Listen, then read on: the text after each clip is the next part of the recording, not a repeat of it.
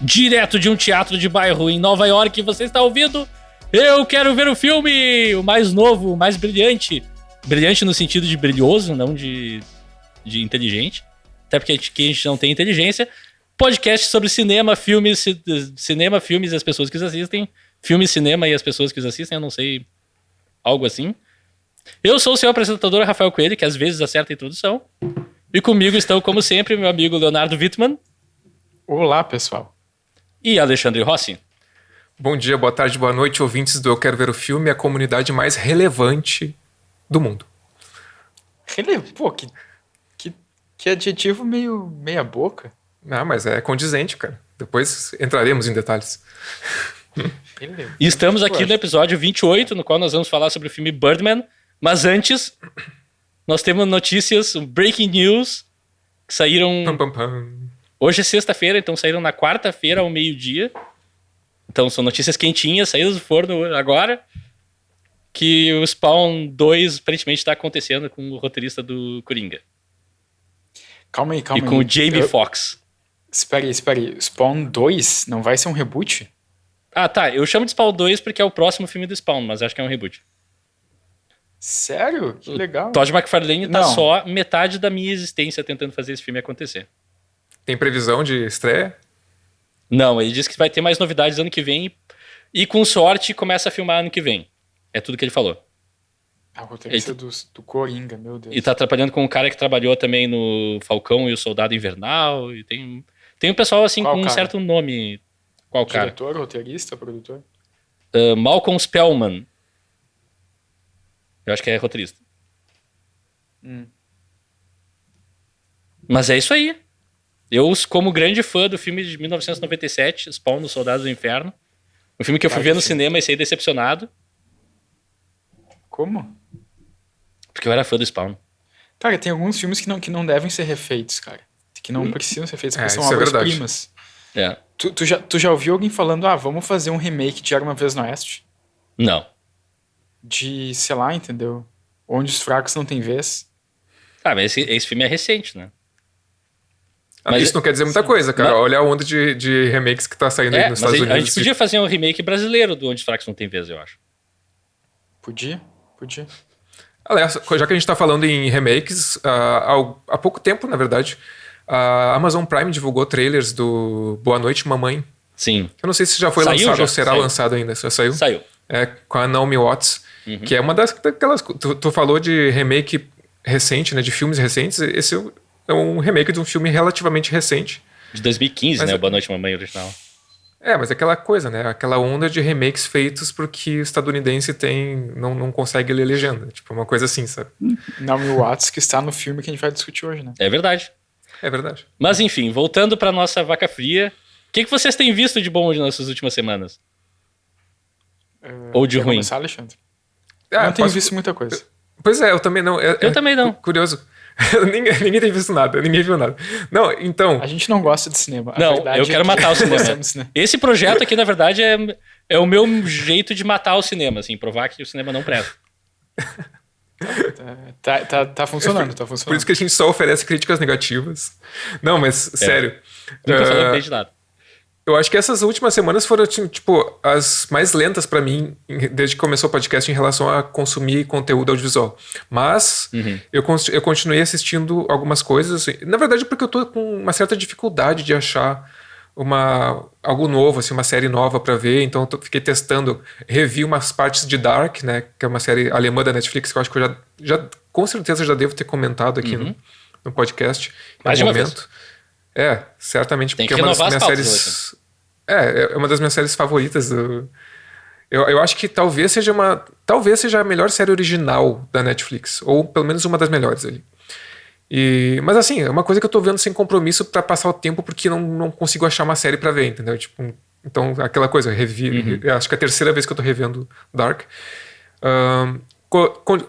Terminei de ver Abbott Elementary, que foi a série que eu comecei a ver e falei no episódio passado, uma série que se passa num colégio e é tipo um mockumentary, né? E muito legal. E a única inédita que eu tô acompanhando, que a gente sabe que tá trazendo sempre um boletim aqui no podcast, é House of the Dragon, né? A Casa do Dragão, que é interessante comentar, ela teve uma transição, desde o último episódio que a gente gravou, Sim. ela teve uma transição de elenco, uma transição de temporal e de elenco, né? E o que tu tá achando disso, Alexandre? Cara, eu vou te dizer, no sexto episódio, que foi o primeiro episódio com o novo elenco, né? É parte do novo elenco, né? Alguns atores mudaram e outros permanecem. Essa é a coisa que me causa um pouco estranheza, quais atores ficam. Pois é, então, a questão é... Primeira questão, a primeira sensação foi de estranhamento, porque a gente já estava apegado ao elenco antigo e tal. Porém, eu achei o elenco... Cara, eu não sei, eu gostei bastante principalmente do elenco principal ali, da Rhaenyra. Eu acho que é Emma Darcy o nome da atriz que entrou agora. Eu achei a atuação muito legal. E a Olivia Cooke eu já conhecia de outros trabalhos. Eu tô fã da Olivia Cooke. A Olivia Cooke é muito boa, dela. cara. Pá. E eu tava com muita expectativa sobre ela, assim, porque eu gosto dela de vários outros trabalhos que eu já vi. E ela tá muito bem. A personagem dela é que tem, eu acho que, a maior transição entre os tempos, né? Porque ela era uma personagem mais doce, assim, mais afetuosa, digamos assim. Quando vira, a Olivia Cooke traz uma interpretação... A personagem, sei lá, ela vira uma vilã, assim, com V maiúsculo, sabe? E eu não consigo deixar de gostar. É sensacional. Game of Thrones tem isso, né? Eu acho que... Não sei qual é a crítica que eu ouvi falando isso. Alguma pessoa falou isso, que tem personagens que tu ama odiar em Game of Thrones. Né? Então é mais ou menos isso. Mas eu achei interessante, cara. Eu achei... eu tô gostando, assim, desse tratamento. E uma coisa que eu vi, que eu também vi alguém falar, e eu achei muito legal esse método, é que a produção ali, a direção de Game of Thrones, não, da Casa do Dragão, optou por não ter contato entre o elenco antigo e o elenco novo, né? No caso, as atrizes que fazem esse novo momento da série não tiveram contato com a atuação das outras atrizes que fizeram o primeiro momento. Eles queriam que eles pegassem uma interpretação nova, assim, uma visão pessoal daqueles atores, daquele elenco, e não uma reprodução, sabe? Uma reprodução do que o outro já estava fazendo, né? Até porque tem uma passagem de tempo, é um outro momento, e se justifica a personagem ser um pouco diferente. Sim. E eu achei isso interessante, assim, uma liberdade maior para a criação do elenco. E eu acho que funcionou bem, acho que... Sei lá, eu tô curtindo o andamento da série. Parece que ela, aos poucos, vai crescendo, aos pouquinhos. Cada episódio eu sinto crescer um pouquinho mais. Esse último episódio eu achei matador, sinceramente. Sim. Eu tava assim, eu confesso assim, pra mim a série tem dois momentos. O primeiro momento com os atores mais mirins.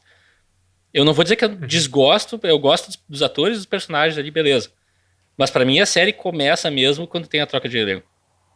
Tipo, pra mim agora todo episódio tá sendo um episódio fantástico, assim, tá me empolgando de ver, tá me deixando assim, no começo eu via, tipo, segunda-feira de manhã, ou às vezes terça, quarta-feira episódio.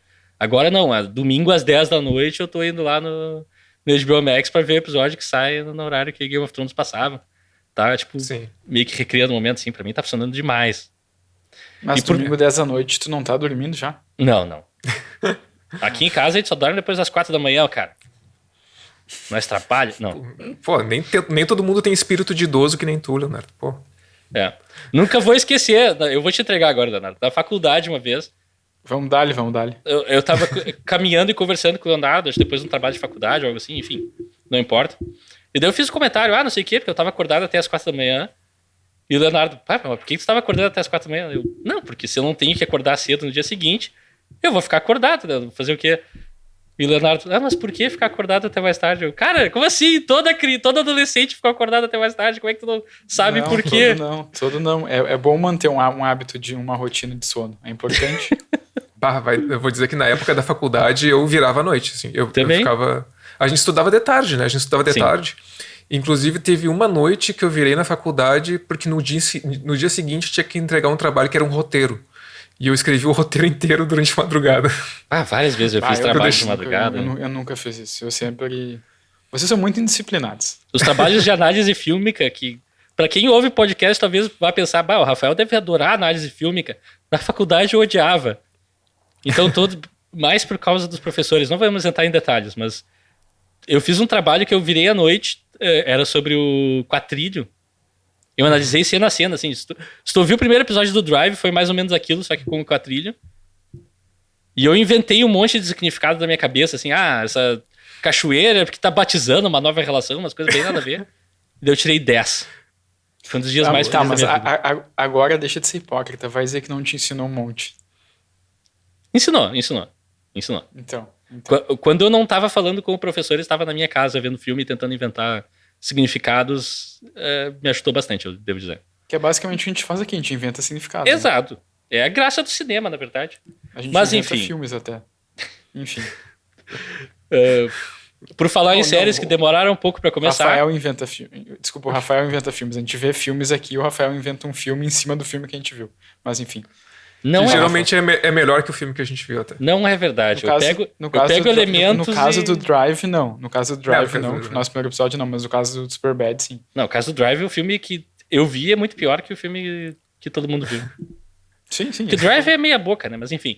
Por falar em séries que demoram pra começar, eu vou ser sincero aqui. Eu tenho que reparar um erro cometido. Eu falei que o Andor não tinha se justificado. É uma série bonita e não sei o quê. Cara...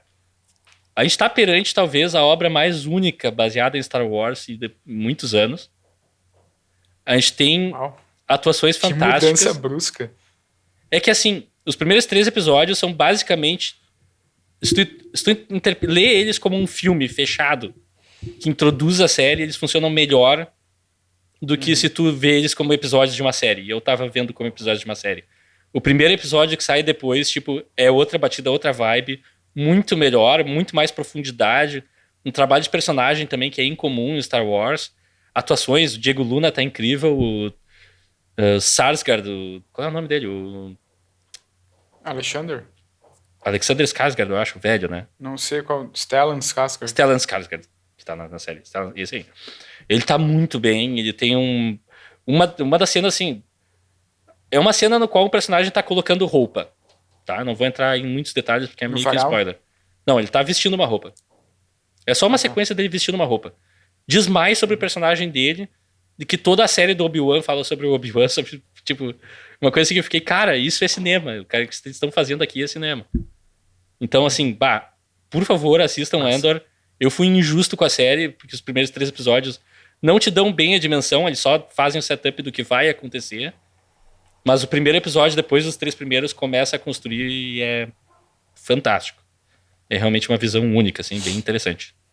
E, para finalmente introduzir um filme nesse podcast sobre filmes, eu assisti um filme chamado Bodies, Bodies, Bodies, ou no Brasil, Morte, Morte, Morte. Já ouvi falar. Eu queria ver esse filme. E eu achei, assim, sensacional. É um filme... a história é basicamente um grupo de... Bodies? Não.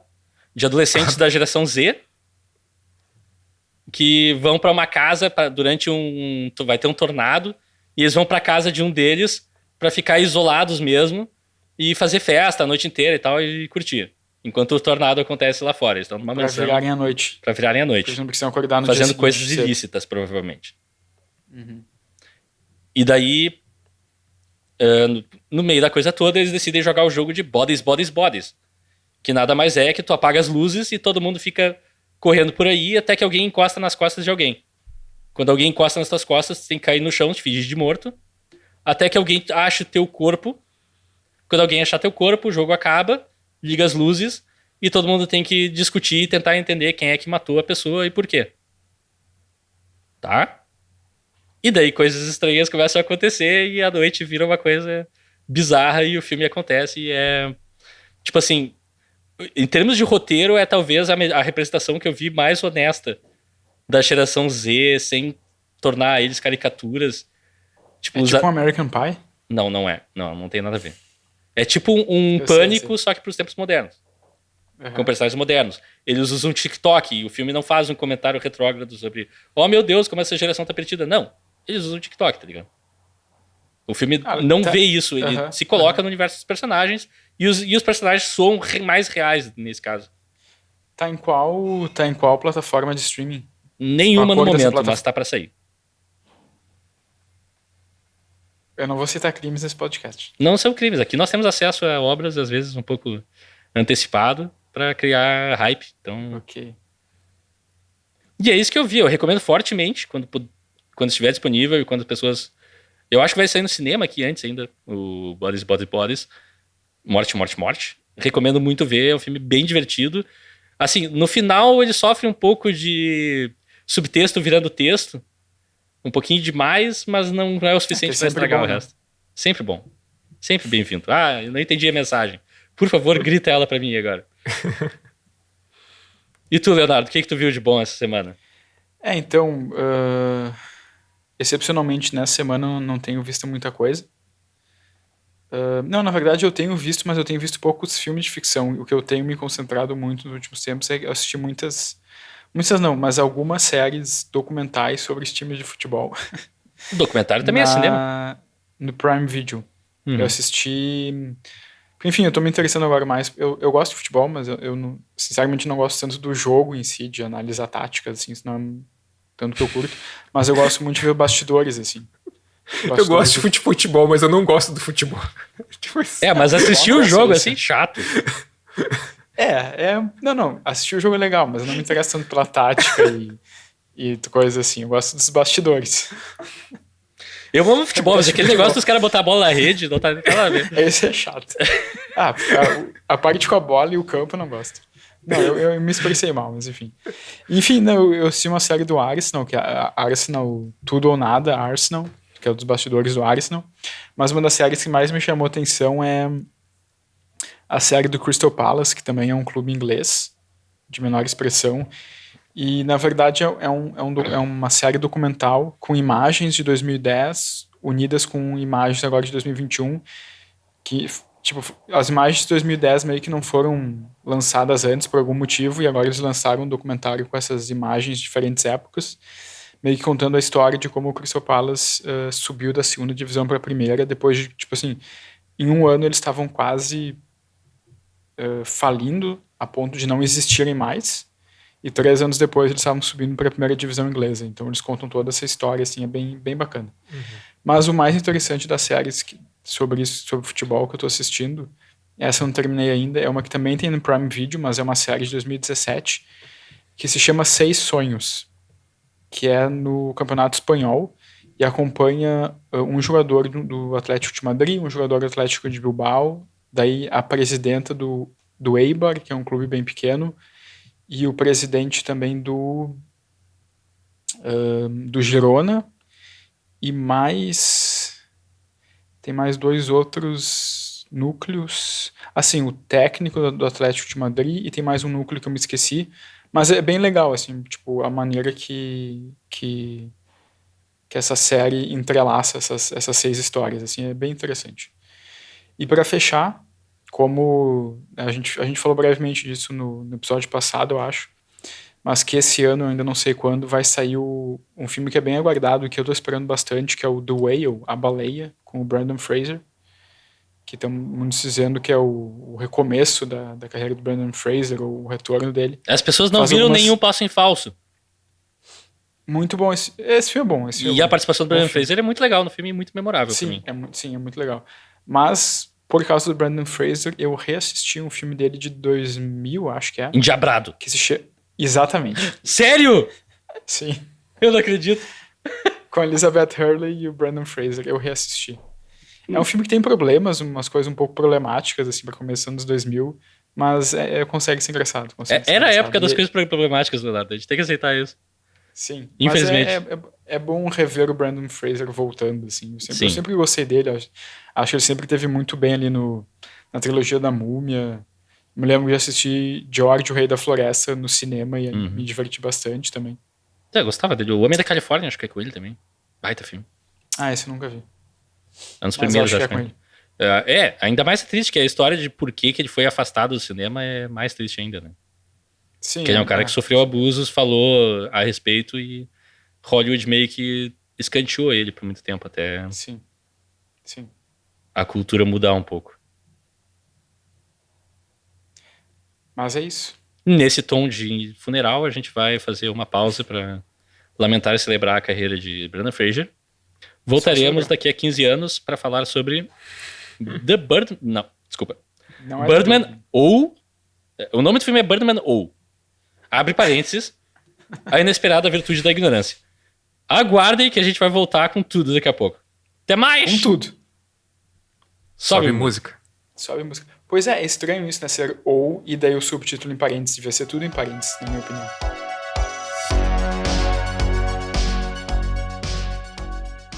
E estamos de volta nesse episódio de Eu Quero Ver o Filme para falar sobre Birdman ou, entre parênteses, eu esqueci.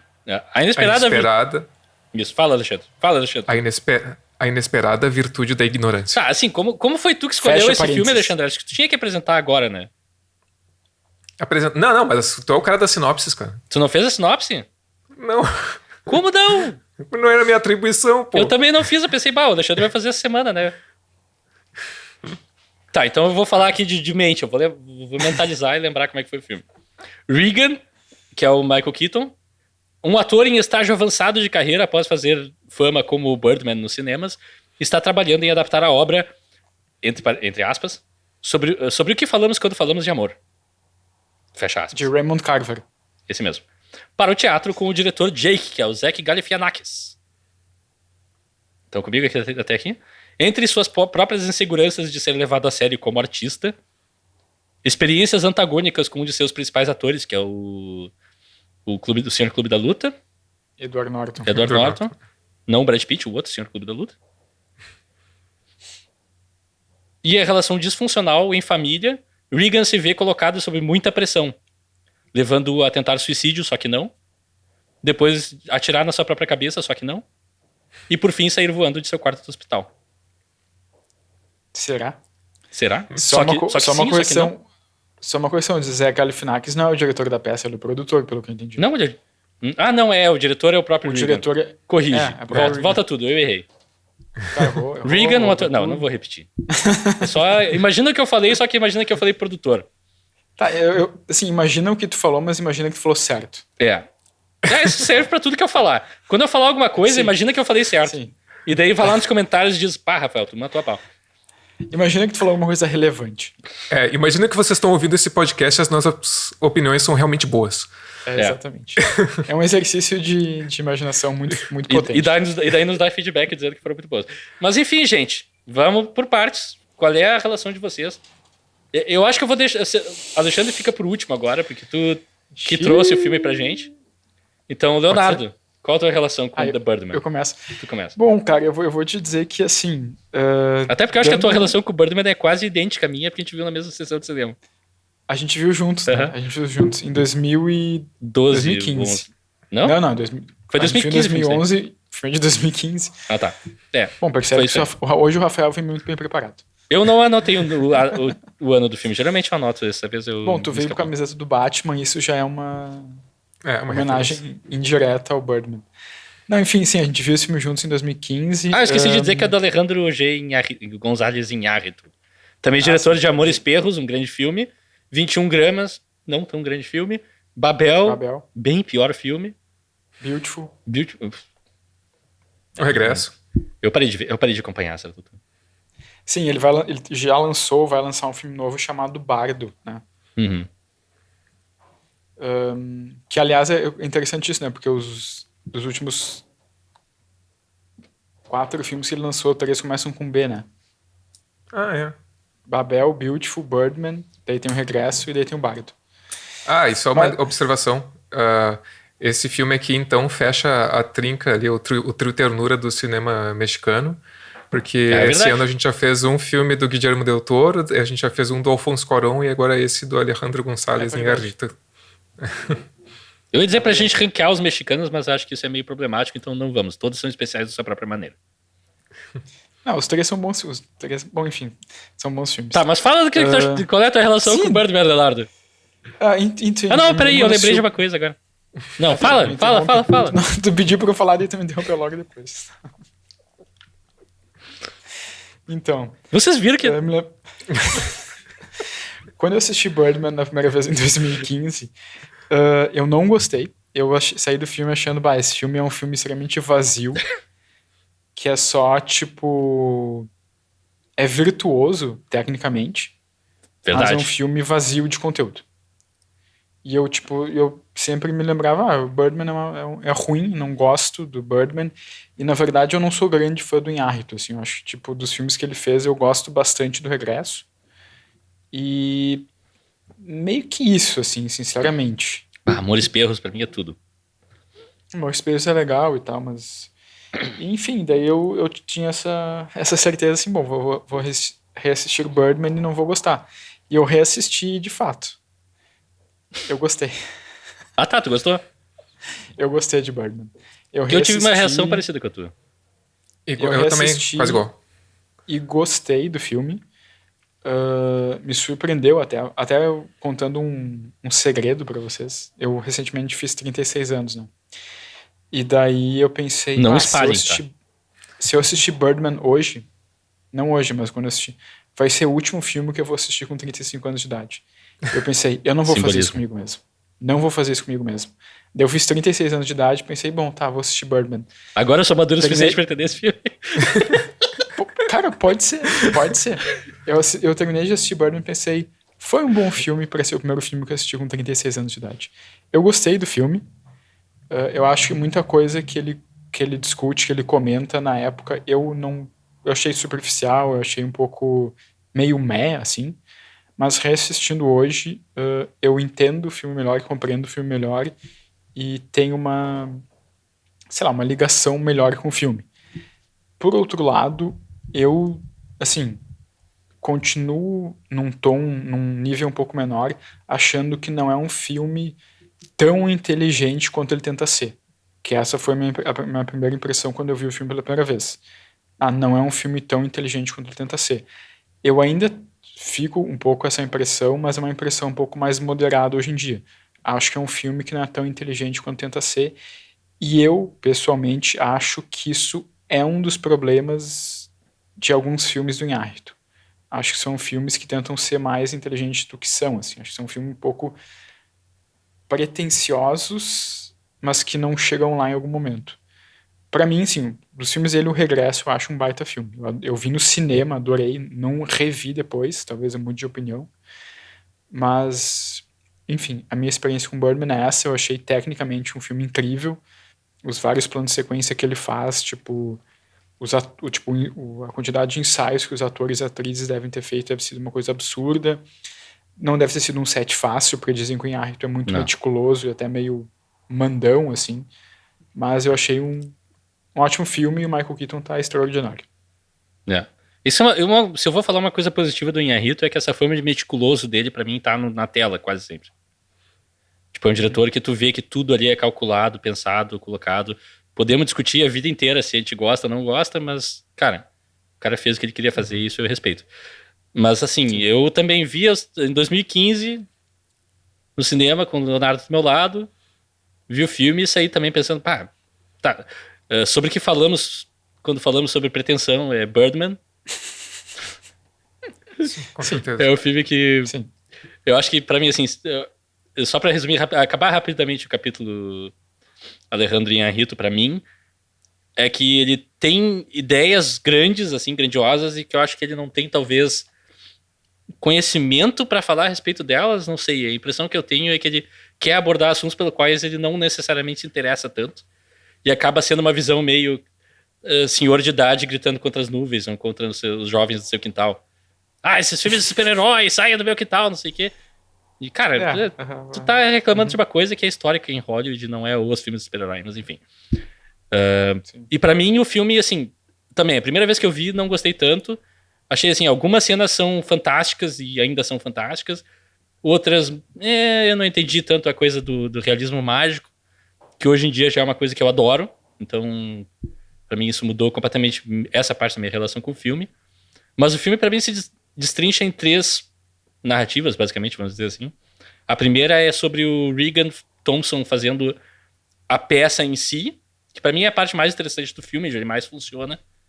Que é, tipo, ele como ele se vê, falando com os atores, instruindo pessoas, falando com pessoas no backstage, ouvindo as reclamações do produtor, tentando, tipo, todas as pressões, todo esse negócio, como o dia do lançamento tá se aproximando e tal. Tudo isso, ok, fascinante. Muito legal, tá muito bem feito. Se vê que o Inhárritu sabe do que ele tá falando. O segundo estágio é a interioridade do personagem, que eu já acho aí como o filme tem... Como é que eu vou dizer? Ele fraqueja um pouco. Cambaleia. E quando ele tenta falar de sociedade em geral, é um desastre, assim. Com o personagem da crítica de teatro. Talvez exista uma crítica de teatro assim em algum lugar, talvez. Mas se tu vai fazer crítica à crítica, eu acho que tem coisas mais relevantes a se falar. Nem todo crítico é um gatekeeper, nem todo crítico já decidiu que não vai gostar de uma obra antes de ver ela. Mas enfim, Alexandre, tu que nos trouxe como indicação o Birdman, o que tu tem a dizer? Alexandre lembra Alejandro. Minha relação com o filme é, cara, muito, muito próxima da de vocês, assim, muito, muito parecida. Quando eu vi o filme pela primeira vez, a impressão que eu tive foi a mesma, assim, o filme... depois a gente entra na parte técnica, que é brilhante, assim, uma coisa que até... Bom, depois a gente fala mais, mas a parte técnica realmente ela salta aos olhos. Mas é claro, obviamente é um filme que me saltou aos olhos também pela pretensão. O filme é pretensioso. E, gente, pretensão não necessariamente é defeito, tá? Exato. Isso a gente tem que ressaltar. Às vezes a gente fala assim de uma forma mais crítica de um filme pretensioso. Meio pejorativa um pouco também. Mas eu achei o filme presunçoso a primeira vez que eu vi, sabe? E eu acho que depois eu revi ele mais uma vez. Eu vi esse filme 3 vezes. Eu vi depois de um tempo mais uma vez e eu gostei um pouco mais do filme. E agora eu vi novamente para gravar e gostei ainda mais do filme. Assim, a minha impressão foi mudando conforme eu fui envelhecendo também junto com o filme. E eu acho que assim, mas eu compreendo. Eu acho que compreendo porque que esse filme é bem divisivo, tá? Que tem muita gente que, sei lá, é 880 e tal. Porque, cara, é difícil... Esse filme, de certa forma, ele fala sobre o sentido da vida. E sobre, né, a síndrome do impostor. Síndrome do impostor. E, cara, é difícil tu não encarar como presunçoso ou pretensioso um filme que fala sobre o sentido da vida se tu, como espectador, percebe ou interpreta, e é uma interpretação que é válida, que esse filme te oferece respostas. Só que aí é que tá, pra mim, quanto mais o tempo foi passando e a minha relação com esse filme foi se modificando, a minha percepção é que hoje é de que esse filme não oferece respostas necessariamente, ele faz questionamentos. Ele levanta questionamentos e propõe reflexões sobre coisas que existem na sociedade e na relação entre as pessoas. E é isso, quando tu não busca uma resposta exata, aí talvez é que pra mim o filme cresça, sabe? Então é isso, minha relação é muito parecida com o que vocês falaram.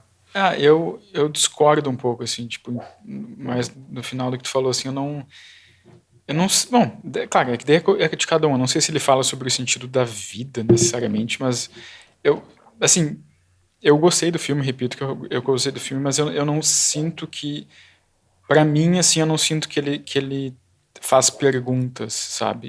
E talvez isso pra mim seja um pouco um dos defeitos do filme. Eu acho que ele joga coisas em ti, mas não necessariamente de uma forma que são perguntas, sabe? E pra mim isso vai um pouco ao encontro do que é um pouco as coisas do Iñárritu, assim, parece que são ideias que talvez ele ache super bem desenvolvidas ou super ricas e que ele tá discutindo alguma coisa super bem elaborada, mas que na verdade não está tão bem elaborada assim, sabe? Tipo, pra mim um pouco, o Rafael tocou nisso bem brevemente, assim, mas por exemplo, essa personagem da crítica de teatro que aparece ali, sabe?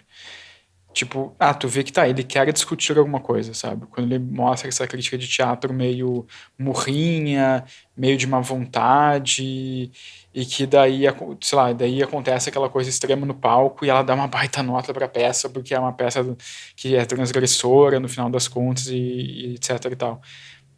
Isso pra mim é um pouco um exemplo disso, de tipo, é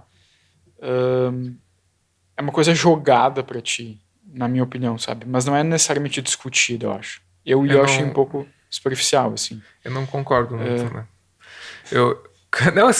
Começou! Não, é que esse elemento da crítica a gente já tá indo do meio pro final do filme, tá? Mas é que, pra mim, essa crítica, a personagem da crítica, ela tem uma função que é de questionar o porquê que o Reagan tá perseguindo aquilo. ele nitidamente discorda dela. E quando ela fala, isso pra mim fica nítido quando ela fala sobre arte real, que é um troço ridículo. Tu não faz arte real, não faz... Tu é um ator de blockbuster que não faz arte real. Ela fala, né? Tu não é um ator, tu é uma celebridade. Tu é uma celebridade que não faz arte de verdade. Como se existisse um conceito absoluto, um conceito concreto sobre uma coisa subjetiva que é arte. Né? Então isso aí... Tá, mas assim, o meu questionamento... O filme é totalmente sobre o conflito interno também do Regan, e eu falei sobre o sentido da vida, tá? Eu forcei um pouco sobre o sentido da vida, tá? É mais sobre a necessidade que o ser humano tem de se sentir relevante. E isso para ele se questiona se auto-questiona demais, assim, sobre o síndrome do impostor. Tipo, ele acha que não é bom o suficiente, né? E ele, de certa forma, no começo do filme, ele já é uma pessoa famosa. Ele desde o começo ele é o Birdman, é uma celebridade, entendeu? De certa forma, a gente pode interpretar que ele atingiu uma relevância. Ele é relevante, mas essa não é a relevância que ele quer. Para ele isso não é bom o suficiente, entendeu?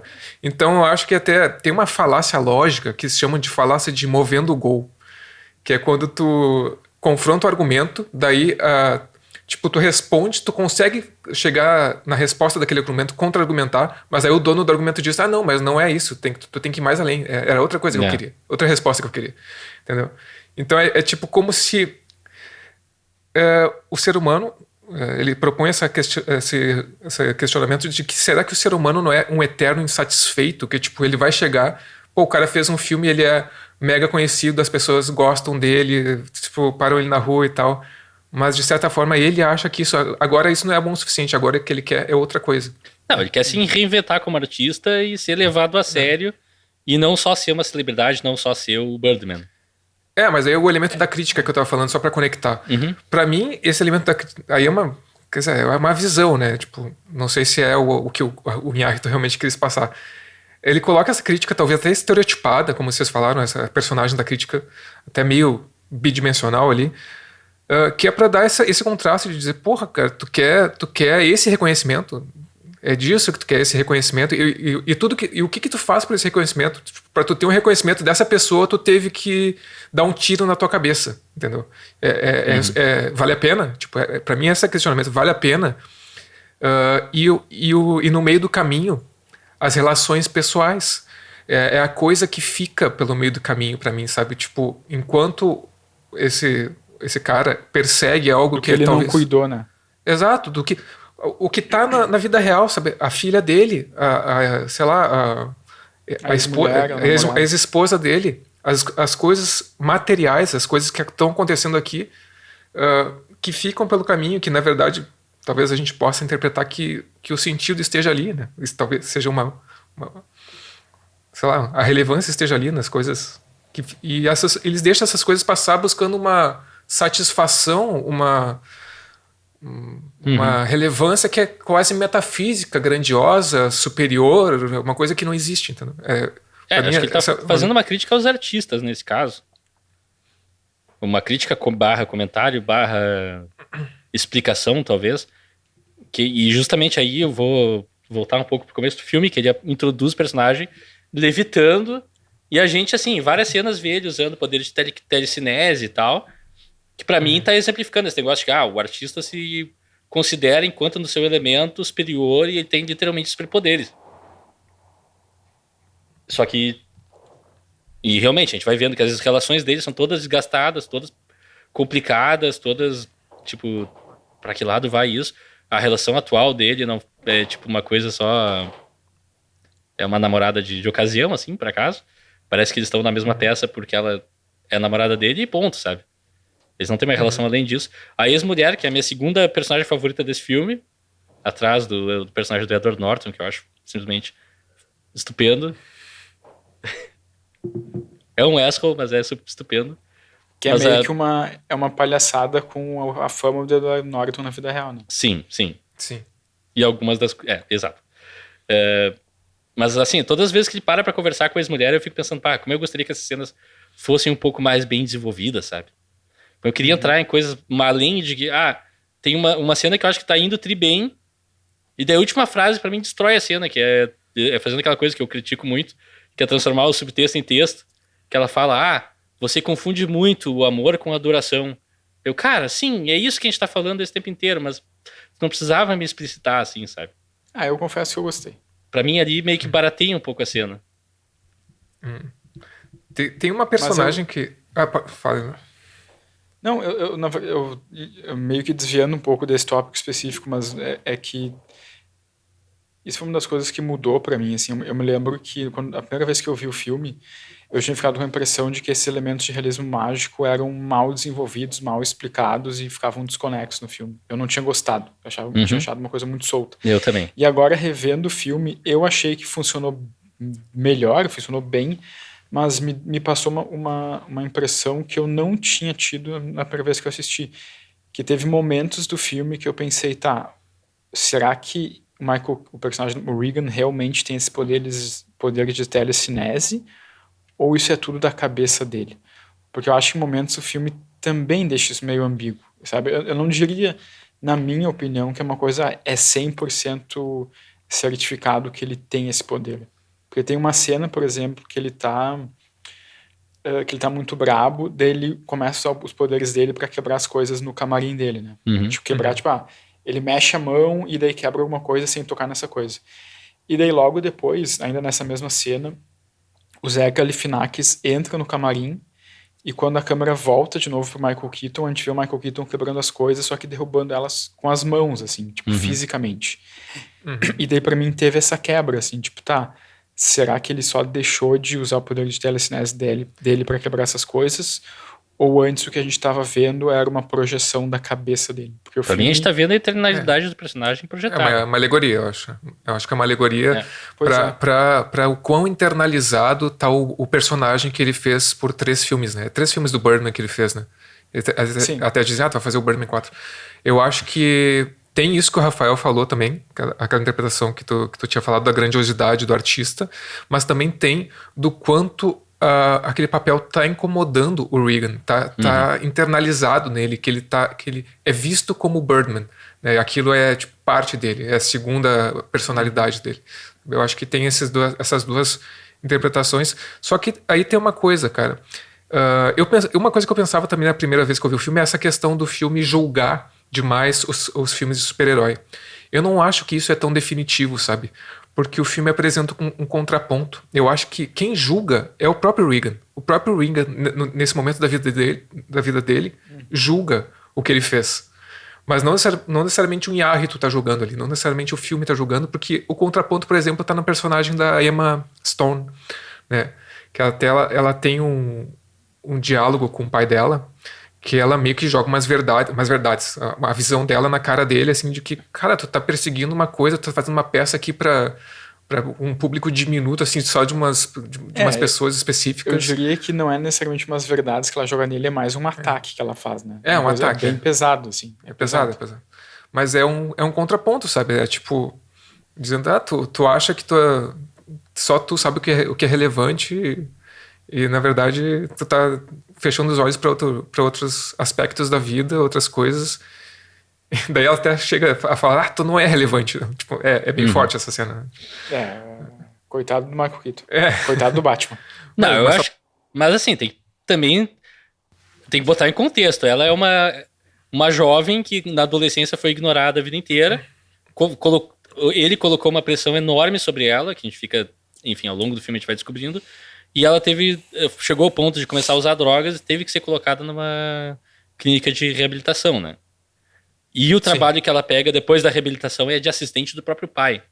Que também é meio que uma crueldade, assim. Então, eu acho que ela tem um certo direito em ter seu momento. Mas acho que isso passou por mim. Ele botava pressão nela quando ela era mais jovem. Isso ela fala a certa altura, quando ela tá conversando com o Edward Norton lá na sacada, a certa altura comenta que tu não sabe o que é ser a filha de um cara que, enfim, tem fama e tudo em cima, e o que tu vai ser, como é que tu vai se distinguir. Mas eu discordo um pouco, isso não necessariamente significa que ele colocou pressão nela. Talvez existisse uma pressão, eu não diria indireta, mas uma pressão... me foge a palavra agora, entende? Assim, direta nunca vai ser porque ele não tava lá, né? Daí Não, sim, é não, uma mas impressão, não- é não uma é impressão que- mais societal. Mas eu não entendi isso de uma maneira que o Michael Keaton colocava uma pressão nela para, tipo, tu também tem que ser uma celebridade, tu tem que ser uma Não, não, atriz, ou tu tem que ser uma não, atriz mais desculpa, mas tu não tá bem-sucedida entendendo o que eu tô falando, então. É porque assim, ele é um ou tu se pai comunicou distante. mal. Ele é um pai distante. Isso é uma coisa. Ela sente essa pressão por causa do contexto e sem o apoio do pai acaba, tipo, isso se prolifera. Tá. É uma coisa que, Ok. não é que ele pessoalmente tenha feito, ele não fez talvez nada tão terrível assim, só é um pai ausente. Sim, só não apoiou ela no sentido de, tipo, não perceberam como para ela, Emma Stone, seria pesado ter um pai que é uma celebridade. É, como na verdade às vezes ela precisava ter um pai só. Sim. Ainda sobre a Emma Stone, eu acho que tem um diálogo dela com o personagem do Edward Norton. Eu não esqueci o nome do personagem do Edward Norton, mas, bom, tudo bem. Mike? Não lembro. É o outro. Mike Shiner. Mike, então. Que eu acho que dá um pouco, vai ao encontro da ideia que eu tive desse filme, assim, que é quando ele fala pra ela, eles estão brincando de verdade ou consequência ela pergunta, o que tu faria comigo se tu não tivesse vergonha? Alguma coisa assim, que ela pergunta. Ele fala, eu arrancaria seus olhos e colocaria em mim pra poder ver o mundo como uma pessoa da tua idade. E, cara, eu acho que isso é muito sobre... Não sei, pra mim, esse ciclo da insatisfação, sabe?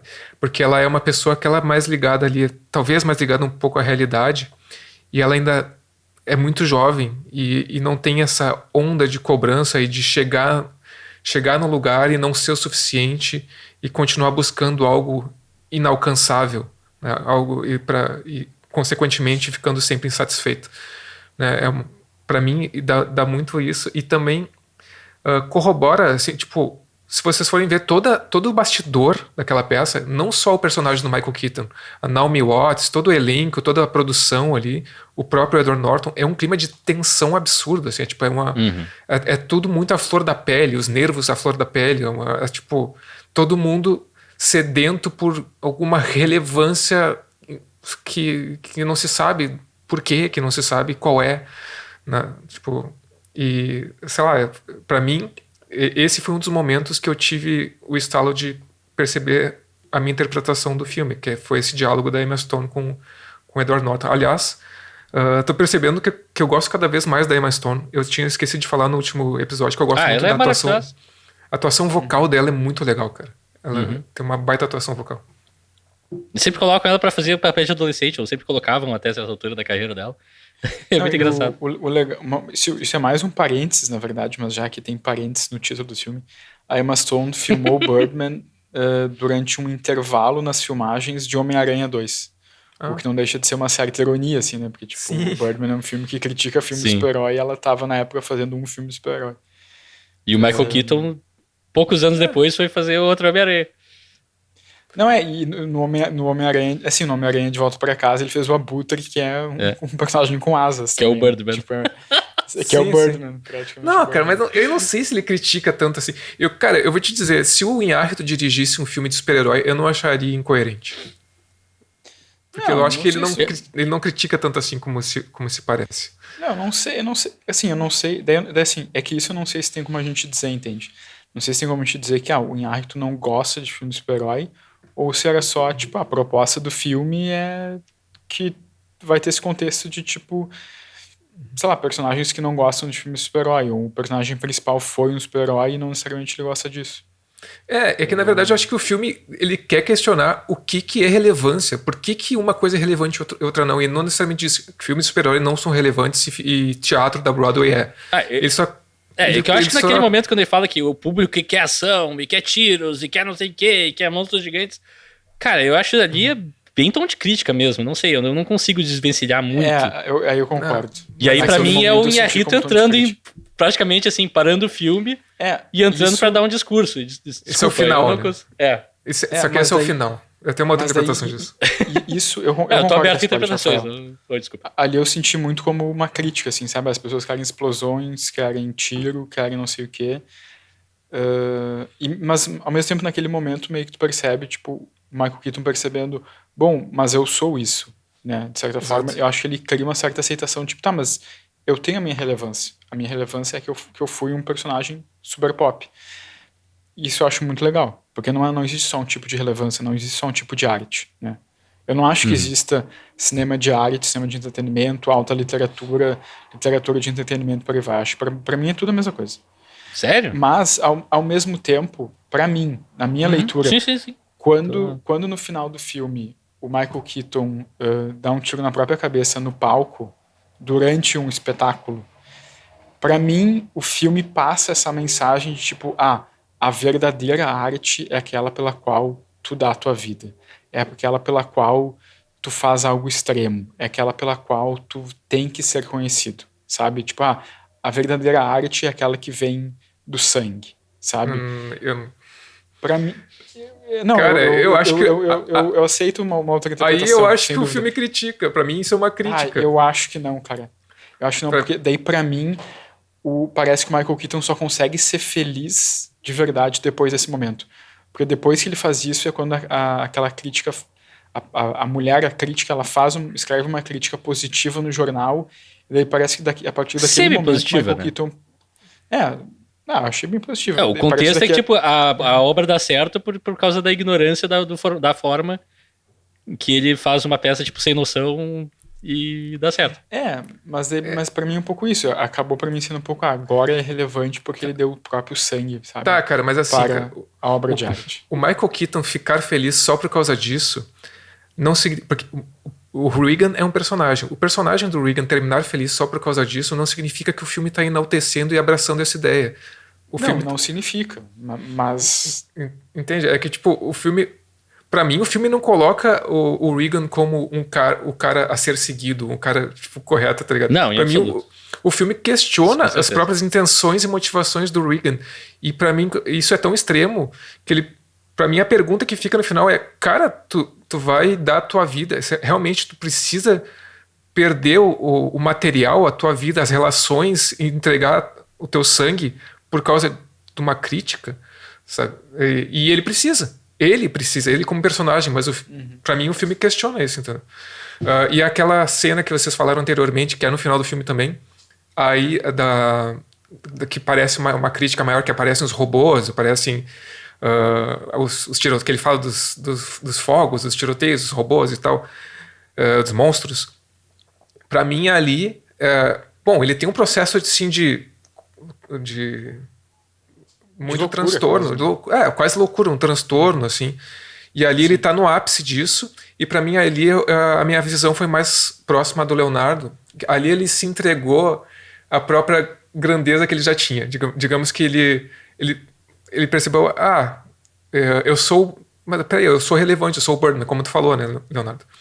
E aí, só que aí ele viajou nisso, entendeu? Ele se elevou a esse status metafísico que eu falei antes, que é tipo superior, aí foi demais, entendeu? Ele foi tipo, ele colocou a relevância dele talvez onde ele achasse que deveria chegar algum dia.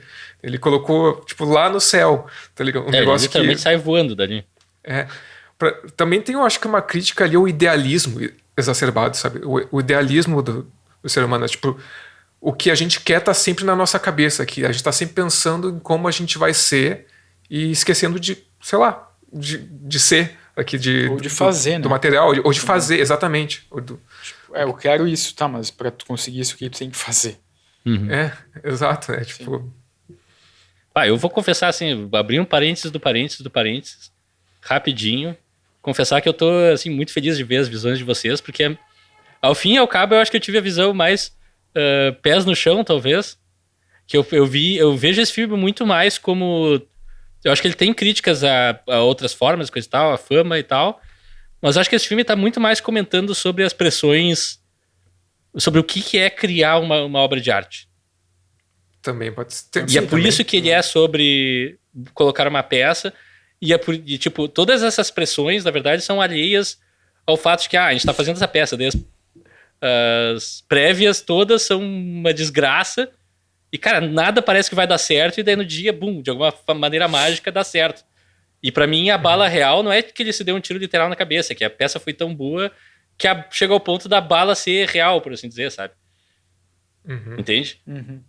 Quando no preview, quando tá dando muito errado, ele não tem nenhuma pistola na mão. O cara tem que entregar uma pistola tosca pra ele. Ele chega e o Mike fala, não, tu vai me ameaçar com uma pistola dessas, eu não consigo entrar no personagem. Então pra mim tem muito mais essa coisa da criatividade, sabe? Eu tive uma leitura mais assim. Mas eu acho legal, porque eu acho que as coisas que vocês falam não tão fora do texto do filme. Isso que é tri. Sim. Eu queria só fechar esse parênteses dizendo isso. Eu acho que as leituras de vocês dois eu tô achando super válidas. Não, e muito legal conhecer um pouco também são menos conflitantes que vocês pensam. Sim, é muito legal conhecer também um pouco da dinâmica da Broadway, que é uma coisa que a gente não tem muito contato aqui, sabe? E não tem tantas obras que falam sobre esses bastidores e como é uma criação e o tanto de pressão que tem, né? E como é que é o esquema de ensaios, eles fazem ensaios abertos, né? E previews, né, como eles chamam. Isso eu achei bem legal também de conhecer durante o filme. Os previews, assim, tu faz ensaio fechado pra fechar a história do negócio e depois tu faz alguns previews pra uma plateia diminuta pra testar, tipo, o que tá funcionando e o que não tá funcionando. No filme eles não dão muito claro, assim, o que eles estão fazendo com os previews, né? Parece que é só ensaio aberto mesmo. Sim. Não, mas é isso. Eu achei muito interessante conhecer essa dinâmica. E também outra coisa que eu queria ressaltar, que a gente acabou não falando. Ele faz uma... Digamos que ele faz uma crítica à crítica, a personagem da crítica ali. E só ressaltar que, como vocês já falaram, né? Bom, críticos de cinema e de teatro, eles não necessariamente são tão estereotipados dessa forma. Tem várias nuances, inclusive... Cara, a gente não é crítico, tá? Mas a gente...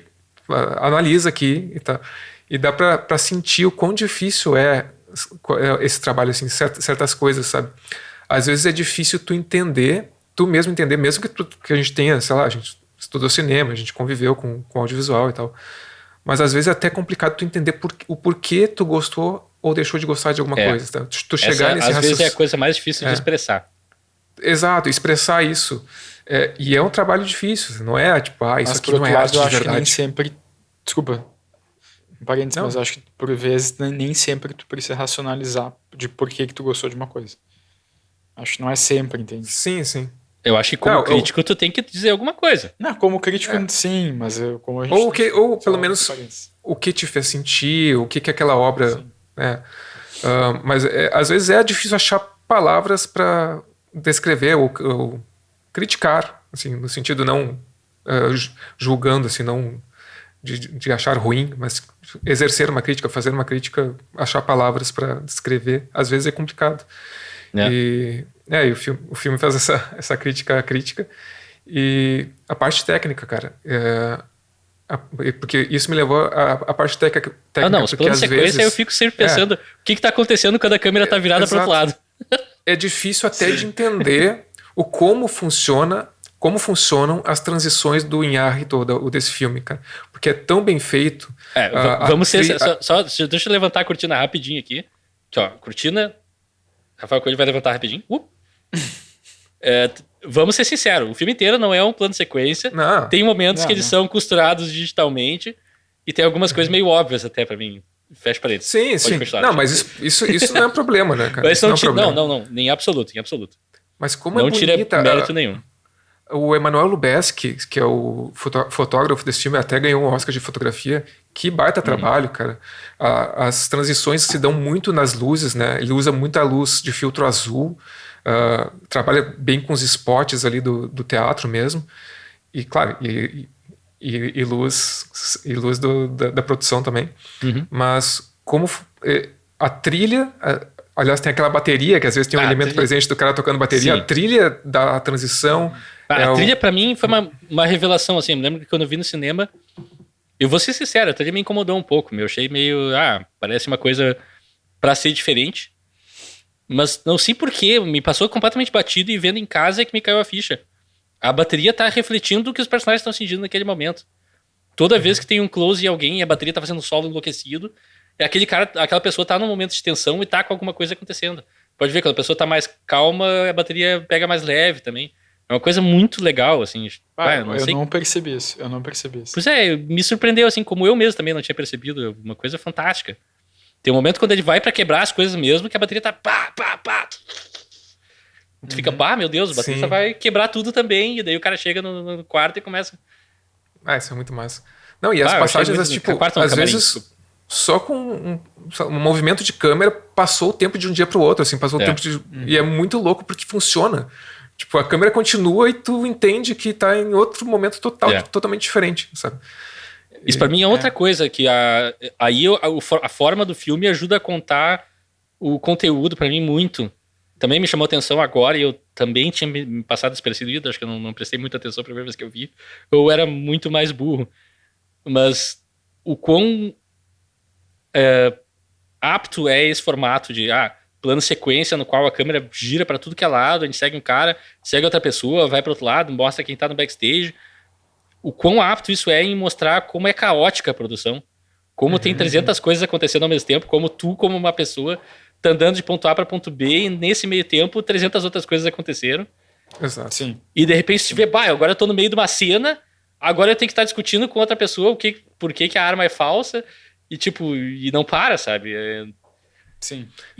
E tendo essa experiência de produção também, já passando algumas vezes, é muito isso, te sente muito naquela situação ali. Sim, eu acho que essa é uma das intenções do filme ter sido feito em plano sequência, é mostrar realmente tudo que acontece no caminho. Essa coisa, né? O que acontece no caminho. Eu acho que o filme é muito sobre isso também, sobre o que acontece no caminho, aquela leitura que eu tive, que talvez até seja o mais relevante do que aquilo que ele almeja, mas e também esse fluxo contínuo, essa coisa que incessante, essa busca incessante que não termina também. Para mim pode ser uma leitura de por que esse filme é um fluxo, por que esse filme é um plano de sequência, né? Porque às vezes a gente fica pensando, né, que quando uma coisa foge, um formato foge do que é o que a gente consome como um padrão, tem essa tendência de questionar, mas por que esse filme foi feito em plano de sequência, né? Sim. Eu nem sei se esse questionamento é um questionamento a ser feito, na real, mas... Não, eu acho que e acho que é válido, porque muitas vezes parece que é só um deleite técnico. Parece só que é uma coisa assim, estamos celebrando como difícil foi filmar isso. Sim. E nesse filme, pra mim, não. Pra mim, o plano de sequência não só se justifica, como se tu filmasse ele tradicionalmente, ele seria radicalmente outro filme.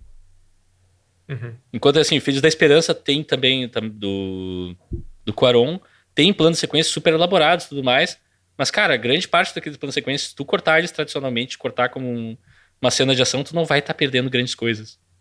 Pra mim. Agora que a gente tava falando disso, eu me lembrei um pouco do 1917, que é um filme que eu gosto bastante, que também é um filme plano de sequência, mas não é, porque tem cortes. Sempre tem. Mas agora, em comparação um pouco com o Birdman, eu fico pensando que no 1917 é um filme que não perderia tanto se não fosse tão plano de sequência. Eu acho que o 1917 é um caso daquele assim, que tem vários núcleos de cenas que funcionam muito bem como plano de sequências, mas quando costura tudo junto, talvez é só pela forma mesmo. Virtuosismo, né? Mas eu vou dizer que um dos momentos que eu mais gosto do filme, que é mais no começo, assim, porque uma das coisas que eu mais gosto no filme é esse momento em que ele faz uma transição de tempo no plano sequência. Sim. Então ali no começo, quando o Regan tá no camarim e daí a câmera vira e de repente a gente vê pessoas sentadas no sofá dele e a gente se dá conta que ele tá numa entrevista... aquela sequência é maravilhosa, assim. Uma entrevista de... Como é que é? Pra imprensa, uma entrevista promocional. Pra imprensa, né?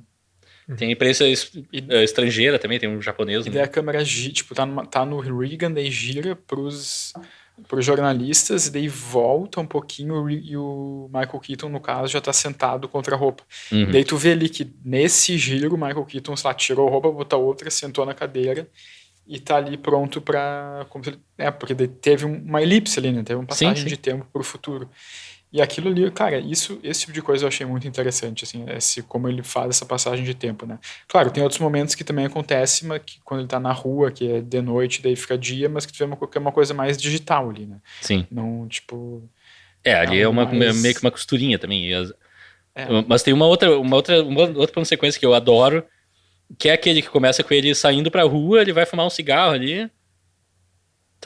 É um momento... Também é legal que tu tá saindo do universo do teatro, de repente tá no mundo real, assim, tá chovendo, é outra vida. Sim.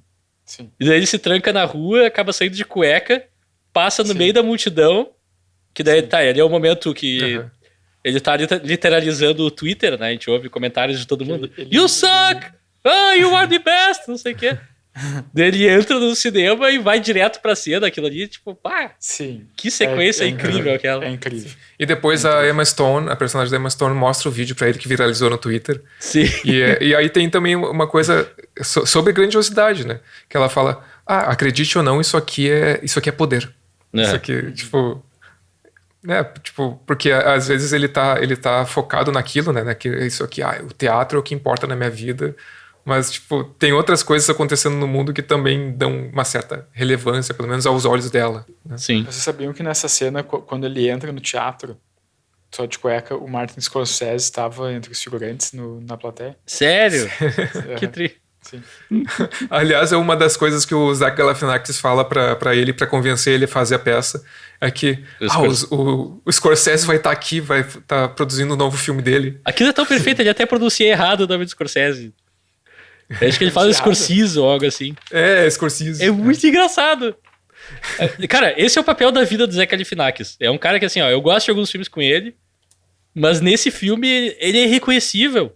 E ele tá perfeito como produtor, sob muita pressão. Sim. E ao mesmo tempo tendo que achar soluções muito rápido. Tá muito bem. É muito engraçado. E também nesse filme o elenco fez meio que uma aposta, não uma aposta, mas uma contabilização de quem errou mais e quem errou menos durante os takes, né? Que eram takes muito longos. Sim. E o Zach Galifianakis foi o que menos errou. Olha aí. Talento. Teve momentos em que ele meio que dava uma erradinha na fala dele, mas conseguiu costurar e passar por cima, assim. Mas vamos... É um virtuosismo, Vai. Sim. Mas vamos abrir outro capítulo rapidinho, que eu preciso saber de vocês, assim. Agora nós vamos ter que entrar um pouco mais a fundo. O que vocês acham do nosso amigo Mike Shiner, vulgo Edward Norton, vulgo o melhor ator da peça, vulgo o pior ator da peça? Cara, eu vou te dizer... O cara que precisa beber gin em cena. Eu ia falar sobre ele agora, cara. Eu fiz teatro, né? Eu estudei teatro por... E tu também só fazia a cena bebendo gin de verdade? Cara, precisava da verdade em cena? Isso. Eu posso contar isso. Mano. Por favor, conta. Eu tenho história sobre isso. Eu vou contar histórias agora. Não, primeiro que uma das primeiras cenas do Edward Norton nesse filme me lembrou um sonho recorrente, pesadelo recorrente que eu tenho, que é um pesadelo que eu vou entrar em cena numa peça, só que eu não sei nada do texto, eu nunca li o texto e eu tenho que fazer a cena. Tipo, quando ele começa a contracenar com o Michael Keaton, ele diz, feed me a line. Me dá uma fala. Me dá uma deixa. Me dá uma deixa. E a gente percebe, mas esse cara tá chegando agora, ele não sabe nada. Tipo, ele vai falar. Até o Michael Keaton estranha, né? Ele falou, tudo bem, então. Daí eu pensei, isso me levou pra esse temor, assim, tipo, é um pesadelo, tipo, tu tá ali, tu não tem a fala na tua... Porque teatro é isso, né, cara? Tu não pode cortar, né? Tipo, tu tem que improvisar e seguir. Se tu esqueceu a fala, tu segue atuando, tentando entrar no personagem. E tu falou do gin, né, cara? Eu vou entregar no ensaio de uma peça que eu ia fazer, eu acho que lá por 2013, por aí. Tinha uma cena que eu bebia, eu acho que era vodka, tá? E daí eu ensaiava, eu não bebo, tá? Eu não bebo bebida alcoólica. Eu ensaiava e fazia a cena com um copinho de água, né? E daí teve um dos ensaios que os meus colegas queridos do elenco, eles, digamos que trocaram o meu copinho por um Não vamos citar nomes, mas é o curso de teatro, né? Casa de teatro, digamos assim. Um curso de teatro. Eles me trollaram, né? E trocaram o meu copinho por um copinho com não sei qual era a bebida, acho que era, não sei se era gin, tequila, não, alguma bebida assim, tipo, vodka mesmo, não? Vodka. Eu acho que era vodka mesmo. E eu comecei a fazer a cena, daí chegou o momento que eu tinha que beber e eu empinei, eu senti ali, eu tipo, vou continuar, só de birra, assim, tipo, e segui a cena, só que daí teve que parar a cena porque todo mundo começou a rir. Todo o elenco começou a rir que tava vendo a cena. Mas bom, foram minhas anedotas. Sobre o personagem do Edward Norton, cara, eu acho que, não sei, como o Leonardo falou, eu acho que é uma anedota ali com a própria fama que o Edward Norton tem. Não sei se é uma crítica à postura de alguns atores, ao método. Ali que tem uma cena bem, bem problemática dele com a Naomi Watts antes de entrar em cena, né? Eu não chamaria de problemática no sentido de que a cena sabe que aquilo é errado e tá retratando como isso. Ele sendo problemático, o personagem sendo problemático, né? Nesse sentido. Mas... A cena é muito bem construída do filme, daí ele sai... Mas eu discordo, eu acho a cena... Eu acho que o filme tratou um pouco... de maneira um pouco leviana o que aconteceu ali. Eu senti um pouco, assim, porque, tipo... Porque ao mesmo tempo o filme mostra o Edward Norton tentando fazer sexo com a Naomi Watts ao vivo, forçando ela, mas ao mesmo tempo o filme também tem momentos em que mostra o Edward Norton, tipo, olha só, esse cara não é um cara tão escroto assim. Ele, tipo, tem os seus demônios, sabe? Eu acho que o filme se deleita na escrotidão dele o tempo inteiro. Mas esse é o ponto. Os diálogos dele com a Emma Stone são outra coisa. Daí mas aí que tá, isso aí não é que ele esteja... Não é nem que ele esteja revelando um outro lado dele. Ele tá falando coisas que acho que são reais, mas ele, tipo, basicamente, ele continua atuando, sabe? Não é... A gente não tá vendo o Mike de verdade ali. A gente não vê o Mike de verdade nunca. E ao mesmo tempo a gente tá vendo o Mike de verdade o tempo inteiro. Porque ele é um desses atores que não tem limite de personagem e atuação. O jeito que ele é apresentado, eu acho genial, que, tipo... Eles estão fazendo a cena com um ator que é horrível. Eu olhando o filme pensando, esse cara é uma porcaria. E daí o Regan presta tanta atenção no lustre que o negócio cai na cabeça do cara. O cara sofre um traumatismo, tem que ser levado ao hospital e tal. Aliás, depois é muito engraçado que ele fala: eu vou te contar um segredo. Eu que fiz cair a lâmpada na cabeça dele. Sim, o Zach Galifianakis tá bom. Mas esse ator que dizem, esse cara é muito ruim, ele tem que ser da peça, na vida real, ele parece um ator da Broadway bem conceituado. Sério? Isso é muito legal. Sim, bom, o cara é muito bom, porque atuar como um ator atuando mal é difícil. É extremamente difícil. Sim, o cara tem que ser muito bom. Mas daí, a Naomi Watts, eu conheço o Mike, não sei o que, ele foi demitido do outro trabalho. Ele saiu ou foi demitido? Não sei, com o Mike a gente nunca sabe, é sempre... uma mistura, e daí todo mundo fica louco. Não, esse cara vem de ingresso. Tipo, é a preocupação deles. Eles não estão preocupados se ele é bom, se ele vai ser um cara agradável ou não. E daí eles chamam ele aqui. Não sei, pra mim a construção toda tá com... Esse cara realmente não presta, mas ao mesmo tempo é um imprestável fascinante, tá ligado? E é por isso que as pessoas gostam de ver ele. Pra mim é muito isso, assim. Por isso que eu gostei do personagem. Sim. Ele é sempre um asshole. No geral, eu gostei também. Eu compreendi dessa forma o personagem. Assim, que ele é um cara trouxa, babaca. E que, sei lá, talvez o filme mostra ou quer mostrar que existem atores que são assim, que os caras acham que isso é válido, que isso ajuda, de certa forma, a construir a personagem, a ser, sei lá, relevante dessa forma. Você... porque tem gente que cria fama com bastidores, né? Tipo, que cria não sei se fama é a palavra certa, mas uma certa aura de popstar, com a popstar problemático de bastidores. Cria uma reputação. O Jared Leto, por exemplo, faz muito isso hoje em dia. Exato. Mandando ratos mortos para elenco e coisa assim, tipo... Eu fiquei com aquela pulguinha que o Leonardo ficou sobre a cena. Sobre a cena... Claro. Vamos morbar. Eu ia dizer que eu fiquei com aquela pulguinha. Sabe aquela pulguinha que o Leonardo falou sobre aquela cena com a Naomi Watts? Realmente eu fiquei pensando se o filme não... Sei lá, não releva demais isso, sabe? Não... Eu acho que sim, achei de uma maneira muito legal. Ficou aquela pulguinha atrás das orelhas. Eu não achei, sinceramente. Aconteceu, mas tipo, paciência e sei lá. Eu acho que no momento todo mundo fica meio revoltado, o próprio...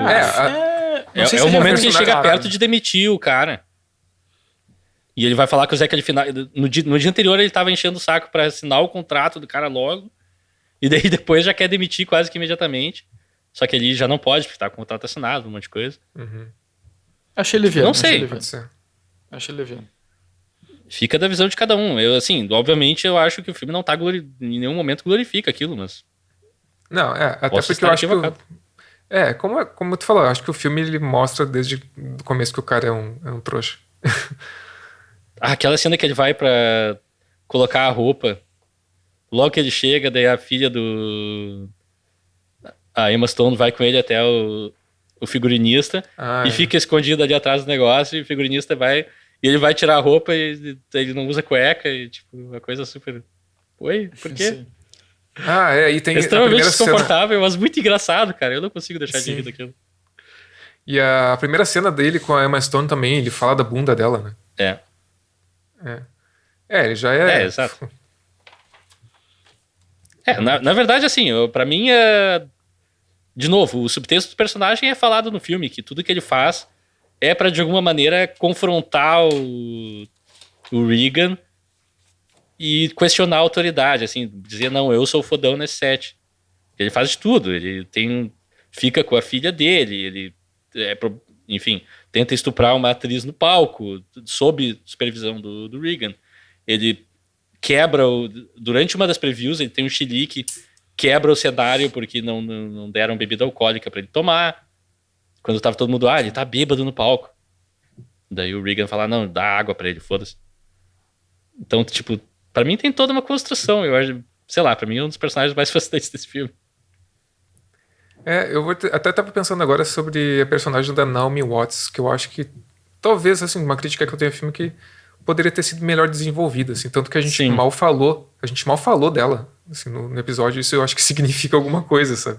É uma pena. Pra mim esse filme, inclusive, me chama a atenção, daí eu queria ver a opinião de vocês. Pra mim a coisa que mais me incomodou, talvez, é essa cena depois a Naomi Watts tá chorando, vai pro camarim, e vem a outra atriz meio que consolar ela e tal. E ela fala, não, tu tem que agradecer, tu é uma atriz, tu tá no lugar que atrizes brilham, que é Broadway, não sei o quê. E eu fiquei, cara, você tá obviamente falando um pouco da cultura, mas pra mim acaba caindo no caso que a gente comentou lá no Ex Machina, de que, ok, tu tá tentando criticar uma coisa, mas ao mesmo tempo praticando a coisa, de certa forma. Porque ele tá colocando atrizes em um patamar diferente de atores, nesse caso. E não é só no texto, é no filme em si. Os personagens têm menos importância, têm menos relevância. Não são tão bem desenvolvidas. E isso pra mim me chateia um pouco. Não sei o que vocês acham. Por 4 homens, né? Então, exato. Podia ter uma mulher, podia ter um negro ou alguma outra variedade de pessoa pra fazer o roteiro, né? Sim. Que é um filme extremamente branco no próprio elenco, né? No próprio elenco. Mas eu acho que a personagem da Emma Stone, ela tem uma relevância, assim, ela tem um peso importante nesse filme. Sim. Ela é a personagem mais bem desenvolvida. Mas, por exemplo, a ex-mulher, a ex-esposa do Regan, a função dela é só de ser, tipo, conselheira. É basicamente isso. E ao mesmo tempo o filme não dá tanta humanidade assim pra ela. Ela tem alguns momentos que ela discorda do Regan, mas em geral ela tá ali pra contextualizar ou pra dar suporte pra ele, sabe? Sim. É um papel muito de apoio. Isso me incomoda um pouco. Sim. Realmente, uma coisa que eu não tinha percebido, mas agora falando com vocês, sim, pra mim, principalmente a personagem da Naomi Watts, que parece que ela meio que... Ela não é tão bem desenvolvida e ela meio que replica coisas que o filme já tá mostrando em outros personagens. Tipo, conflitos que o filme já explorou em outros personagens. Né? Quando que ela é uma... No texto, ela é uma atriz estreante na Broadway, que tá ali super feliz de estar ali, tá naquele momento assim, pode definir a carreira dela, tem várias vieses de coisas pra explorar, e o filme meio que se atém a... qual é a tua reação quando um membro do elenco faz uma coisa horrível contigo? Sei lá, aí eu tô me pirando um pouco, não é a coisa que mais me incomoda, mas assim, o filme podia ser melhor nesse sentido. Sim.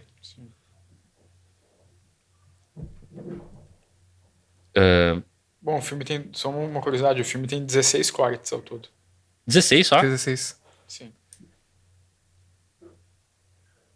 Tiveram cenas que os atores tiveram que falar 15 páginas de diálogo. Meu Deus. Imagina internalizar tudo isso. E eu não consigo lembrar um parágrafo, às vezes, pra falar aqui. Imagina 15 páginas. Eu não consigo lembrar de nada. E não é um corte definitivo, né? Tem 16 cortes e o que valeu é o 15º. Porque ele tem... É um filme que tem cortes, né? Não um plano de sequência mesmo, então... Sim, porque... evidentemente o trailer do filme tem mais cortes que o filme, né? Sim. Mas quando o filme é realmente um plano de sequência, que é filmado sem corte nenhum, daí tu, às vezes tá escrito, esse aqui, o que valeu foi o take, sei lá, 6, 7. Porque daí o filme inteiro é um take só, mas nesse caso é digamos, um falso plano de sequência, entre aspas. Sim. Uhum. Mas assim, eu ao mesmo tempo eu fiquei assim um pouco mais de sede, eu queria ver mais. Tipo essa cena que o Alexandre falou, quando o Edward Norton chega... Aliás, o que o Alexandre não falou é que a tensão da cena é toda... Tá, o Edward Norton não sabe o texto e vai dar uma picareteada violenta aqui. Uhum. Só que não, ele leu a peça, ele sabe todo o texto, então toda a atenção tá no Regan naquele momento, que tá super inseguro, e o Edward Norton, não, só me dá a fala, vamos. Daí ele dá a fala e ele começa a falar e já meio que faz uma crítica ao roteiro, e eles têm esse vai e vem, e eu queria ter mais disso no filme, sabe? Sim. Ao fim e ao cabo eu fiquei pensando, se esse filme fosse mais um making-off fictício total de uma peça, só isso o tempo inteiro, eu acho que eu ia gostar mais, talvez. Não que... De novo, eu gostei bem mais desse filme vendo agora do que da primeira vez. Uhum. E a gente já falou, mas vamos agora entrar um pouco mais a fundo no realismo mágico. O que vocês acham das cenas que ele sai voando e que ele voa pela cidade? Que, aliás, ele chega voando no teatro e daí tem o taxista vindo atrás dele. Sim. O que eu falei um pouco antes, assim, eu acabei ficando com a impressão de que tudo isso acaba sendo da cabeça... Tipo assim, o filme eu acho que o filme não crava isso de que é realismo mágico ou é da cabeça dele. Eu acho que tem momentos que pra mim fica um pouco ambíguo, mas eu fico mais na tendência com a impressão de que é tudo da cabeça dele, assim. Tipo, pra mim, por exemplo, o próprio final, aquela coisa, ele se jogou da janela ou não. Sim. E eu me lembro que a primeira vez que eu vi, eu achei, ele saiu voando, ele realmente tem poderes, mas agora reassistindo, pra mim, não, assim, pra mim ele se jogou da janela, sabe? E isso também, assim, só uma questão, assim, pra mim, o filme também trata um pouco essa questão, assim, do suicídio e de tentar se matar e tal. Eu acho que trata de uma maneira bem leviana, assim, sabe? Bem até um pouco com falta de responsabilidade, assim, eu diria. Nisso eu concordo plenamente contigo. É tipo, sabe, tem essa ideia de, tipo, que é na minha opinião, tá? A verdadeira obra de arte da tua vida vai ser aquela que tu vai dar teu sangue. Talvez tenha que dar tua vida pra essa obra. E daí isso já conectado com essa cena final, antes com a cena no palco, né, quando ele dá um tiro na própria cabeça, e com a cena final, quando pra mim ele pula da janela, eu acho que trata de uma maneira muito problemática, até eu diria, sabe? É muito tipo... acho que pra mim é mais um dos efeitos do filme de como ele trata algumas coisas de uma maneira superficial, assim, sabe? De uma maneira pouco cuidadosa. Tem a cena ali do estupro e tem essa cena do suicídio, da tentativa de suicídio, que eu acho que ele trata de uma maneira muito muito assim ruim, eu diria. Mas assim, na minha opinião, no final o Regan tira a própria vida dele, assim. Mesmo que a Emma Stone olhe pra cima, ela olha pra janela, olha pra baixo, depois olha pra cima, pra mim ali ele tirou a própria vida. Assim, eu vou dizer sobre isso que tu falou sobre o suicídio, eu acho uma coisa muito relevante.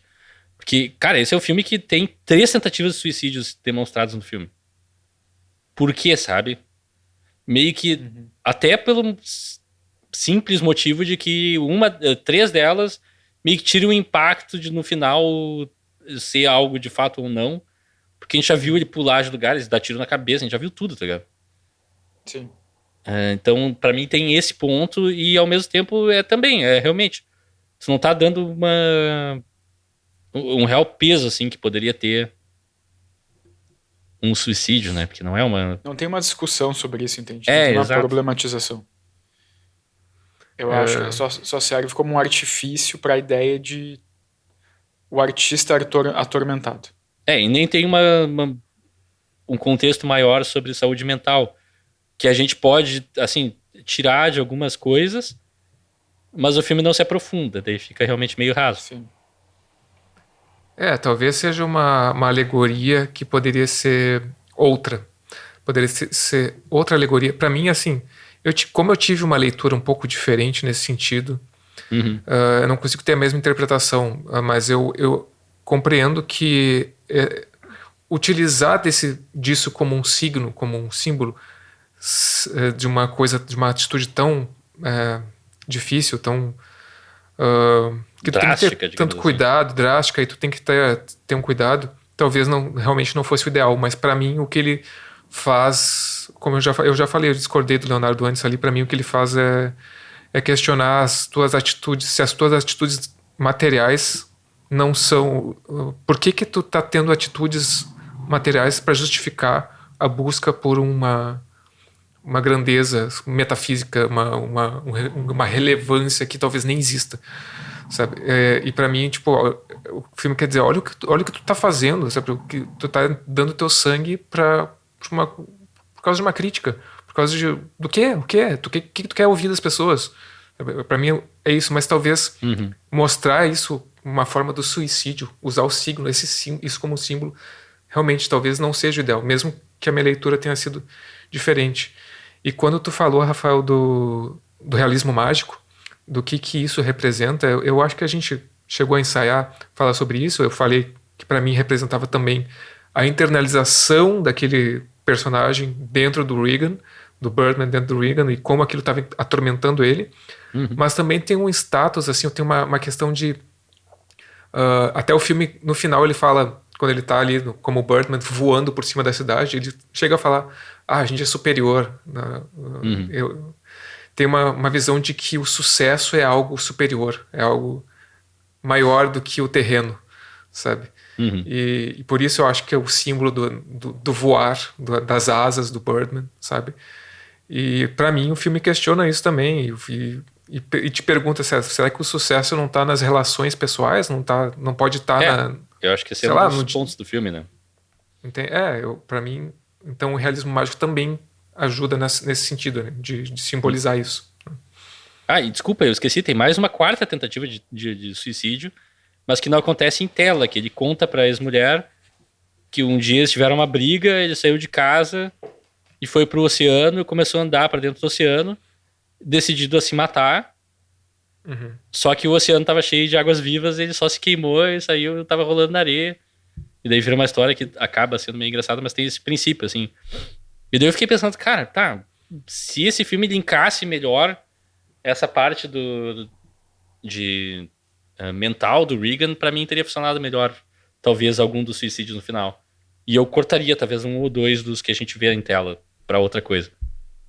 Pelo menos aquele no teto, tipo, ele acorda como mendigo na rua, sobe pro telhado, daí tu fica pensando, ele tá a fim de pular, não sei o quê, o cara fala com ele, e daí ele sai voando, e tipo, agora ele pulou? Não, daí o filme continua. Daí, tipo, ali pra mim é meio que, sabe? Ele podia ter saído voando por outro motivo. Você é um pouco confuso, porque ele sai voando, daí ele chega no teatro, né? Daí tu fica um pouco confuso, mas ele voltou pro teatro de táxi, né? Sim. Mas então o que exatamente aconteceu nesse meio tempo? Tipo, fica daí ali eu acho que fica muito abstrato, sabe? Em outros momentos o filme ele é menos abstrato. Ali, e qual é o significado dele pular naquele momento também, eu não sei. Ele tá no momento mais baixo dele no filme, assim, teoricamente, porque ele dormiu na rua e tá bem deprimido com o estado da peça, que ele acha que vai ser um fracasso. Sim. Mas mesmo assim não justifica, sabe? Não sei, pra mim fica meio na trave, assim, nesse momento. Sim. E tem outra coisa, aí vem uma leitura que eu tive vendo o filme. Não é nem uma leitura, na verdade, foi uma viagem que eu tive mesmo. Essa é viagem mesmo. O Leonardo agora vai poder falar mal de mim à vontade, porque é agora que o Rafael vai fazer o filme Começou. Se eu tivesse mangas, eu arregaçaria ela. Pô, não, pera um pouquinho. Até agora, a gente não falou a coisa mais óbvia do mundo, que foi que o Michael Keaton foi escolhido pra esse papel por causa do Batman, né? É verdade. Sim, por cima, né, Pô. Sim, e a última vez que eles até brincam muito com isso no filme, porque no filme ele fala, a última vez que eu fiz o Birdman foi em 92, e o Batman Retorno saiu em 92. Sim. Tipo, também no começo do filme, o Regan fala, Ah, que uma vez ele tava no avião com o George Clooney. Ah, o George Clooney e aquele queixo Foi o dele. Batman, O George Clooney foi o Batman e o queixo dele ficou meio famosinho. Sim. Tipo, Sensacional.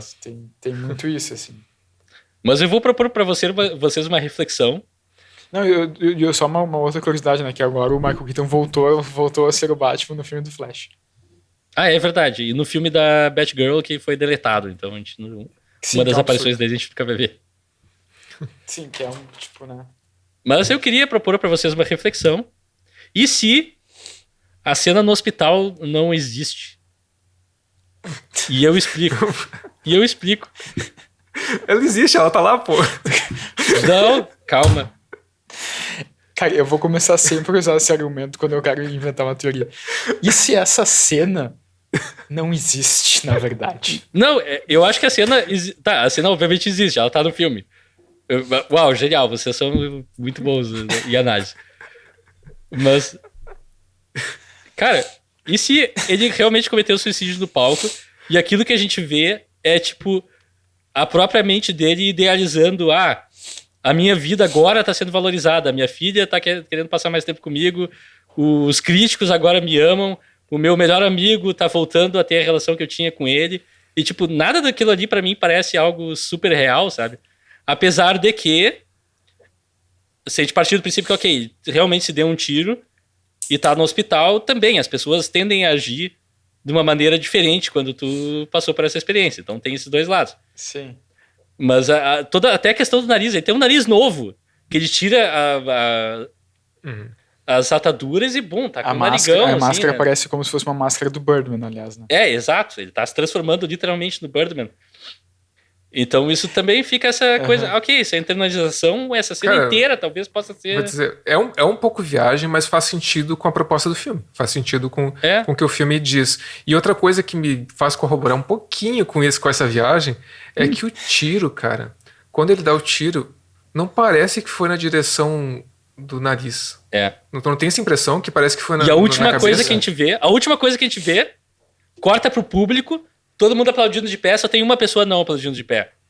A crítica. A crítica. Que sai de mansinho e vai embora. Ela não parece que está prestes a dar uma crítica positiva. Mesmo que a crítica não seja 100% positiva. Olha aí. Ela meio que sai antes de todo mundo. Ela sai antes de acabar, de agradecerem. Porque quando acaba a peça, geralmente o elenco vai lá, agradece e tal. E ela já vai saindo. O que eu... Tá, pra mim essa cena existe. Tá? Eu vou sempre usar esse argumento. E se essa cena não existisse? Tá, eu usei palavras fortes. Eu não quis... sabe que não é uma... Não, mas que o que eu mais gosto nessa cena, eu vou dizer que é quando ele tira as ataduras e tu vê que o rosto dele tá diferente. Eu fiquei me perguntando, o que isso quer dizer? Porque isso quer dizer alguma coisa. Né? Sim. Tipo, agora ele tem um rosto diferente. Eu não sei se não quer fazer referência a algum... Se não quer fazer referência a algum ator que tem um rosto parecido, agora ele tem um rosto de uma celebridade de novo, ou também... Eu não sei, eu realmente fiquei pensando, mas o que ele quer dizer com isso agora? Ele tem um nariz novo, ele tem um rosto novo. Não sei. Mas também não cheguei a questionar isso. Chegar lá também. A minha leitura é que ele tá se tornando fisicamente o Birdman, né? Ele tira pedaços e esses pedaços voltam como mais Birdman do que nunca. Inclusive, quando ele tá tirando a máscara, o Birdman tá no banheiro olhando pra ele, né? É verdade. É verdade. Né? Então, a minha leitura é essa. Eu posso estar, como sempre, completamente equivocado, mas eu gosto de viajar e convidar as pessoas a viajarem comigo. Eu gostei, cara. Tem algum significado o Birdman tá na privada? Sim. Ali. É verdade. Agora, quando a gente for falar sobre um filme que eu não gostei, eu vou dizer... E se esse filme, na verdade, não existe? Tem vários filmes que eu posso dizer isso a respeito. O Drive é um. Não vou abrir coisas polêmicas passadas. Mas e daí? Eu queria saber de vocês também. A cena existe, tá? Eu sei disso, eu não tô... A minha loucura foi só uma loucura, foi só uma viagem. Eu que eu acho tive, que ela assim, foi filmada. E ela tá no filme, porque eu vi. Mas qual é a leitura de vocês do significado dele sair voando no final e a Emma Stone olha pro céu e começa a sorrir e tal? De uma maneira literal, seria tipo, ele de fato tem poderes, ele de fato voa. Sim, tá. Seria Mas nós isso, queremos ir seria... além disso, né, Leonardo? Sim, Tu é capaz demais. Talvez. Cara, eu não sei. Ali, acho que essa é talvez a primeira interpretação que vem, mas ali também eu não. Tipo, um pouco a impressão que eu fiquei também foi, tipo, de que ela olha pra baixo, depois olha pra cima, né? Emma Stone. Pra mim foi um pouco ela. A leitura que eu fiz é, tipo, talvez o pai dela tenha de fato se jogado, tirado a própria vida, mas ela não quer aceitar aquilo naquele momento. Ela quer, tipo, olhar pro céu e imaginar ele voando. Pode ser? Gosto. Foi isso que eu pensei, assim. Eu acho Mas, que... assim, só pra deixar claro, eu também acho um pouco problemático esse momento, tá? Sim. Pra mim, pode ser isso também. Eu acho que faz todo sentido. E também tem a questão de que agora ele conseguiu alcançar essa grandeza, grandeza, entre aspas, que ele pretendia, que é simplesmente uma crítica da peça dele. Uma crítica, digamos assim, sei lá, não tão negativa, sei lá. Mas é aquele questionamento, né? Tipo, porra, é isso que tava perseguindo, olha o que tu teve que fazer, olha todo o caminho que tu deixou pra trás, olha o que tu fez, assim... O custo que isso teve, né? O custo que isso teve, o quantas relações foram comprometidas, o quanto de vida se perdeu até nesse momento, literalmente, a gente pode interpretar dessa forma, né? E não literalmente também, mas o quanto de tempo de vida real, de vida material, de relação, de conversa, de pai e filha, de relação de esposo. Eu acho que é um pouco disso, né? Não sei. Mas essa cena realmente foi uma das cenas que eu fiquei mais me questionando, assim. Foi mais difícil de chegar a uma conclusão sobre o que ela simbolizava realmente. Eu acho que é uma cena, obviamente, ambígua de propósito, né? Eu fiquei. A impressão que eu fiquei dessa vez foi mais pensando algo assim, tipo, o artista enquanto obra completa, assim, digamos assim, o ciclo de vida do artista se completou. Ele começou os ensaios, fez as previews, terminou a peça, digamos assim. Ele pode ser. Aí tá simbolizando várias coisas, não é só a peça específica nesse momento. E ao fim desse processo todo, o que sobra não é mais o corpo do artista, não é mais a vida do artista, é o entretenimento, é o que as pessoas veem no céu do artista, sabe? Mas foi meio que a impressão que eu acabei saindo dessa vez, assim, que, não é tanto que ele tenha ou cometido suicídio ou qualquer coisa assim, e que ele, como artista, ascendeu para outra... Sim. E esse é o fim do processo. Só que esse é o fim do processo, não é o fim de uma vida. Entende? Foi isso que eu pensei, tipo, essa peça está pronta, esse é o resultado, nós temos as opiniões das pessoas, que podem ser positivas, podem ser negativas, mas o que interessa mesmo é o entretenimento que isso causa e o prazer que o artista traz para as pessoas, simbolizado ali na Emma Stone, olhando para o céu e sorrindo, né, tendo um momento de prazer com aquilo, por assim dizer. Sim. Não sei, acabou sendo assim, eu tive leituras que para mim me surpreenderam desse filme, que eu realmente achei mais interessantes e divertidas do que eu lembrava. Sim.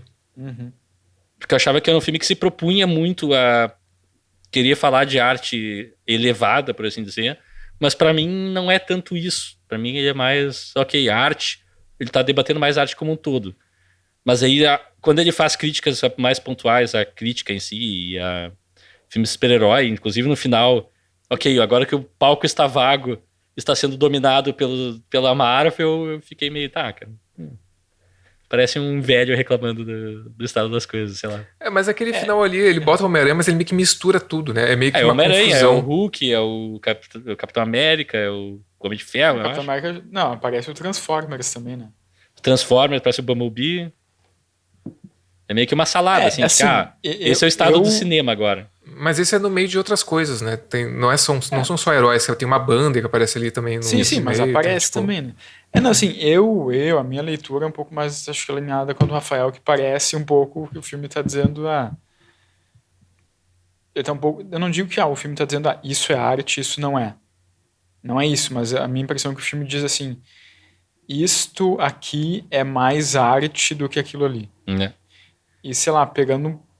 eu tô indo talvez um pouco longe demais, mas pegando os outros filmes do Inhárritu, e o que eles propõem, eu acho que ele tem uma tendência, tipo, a mais dizer,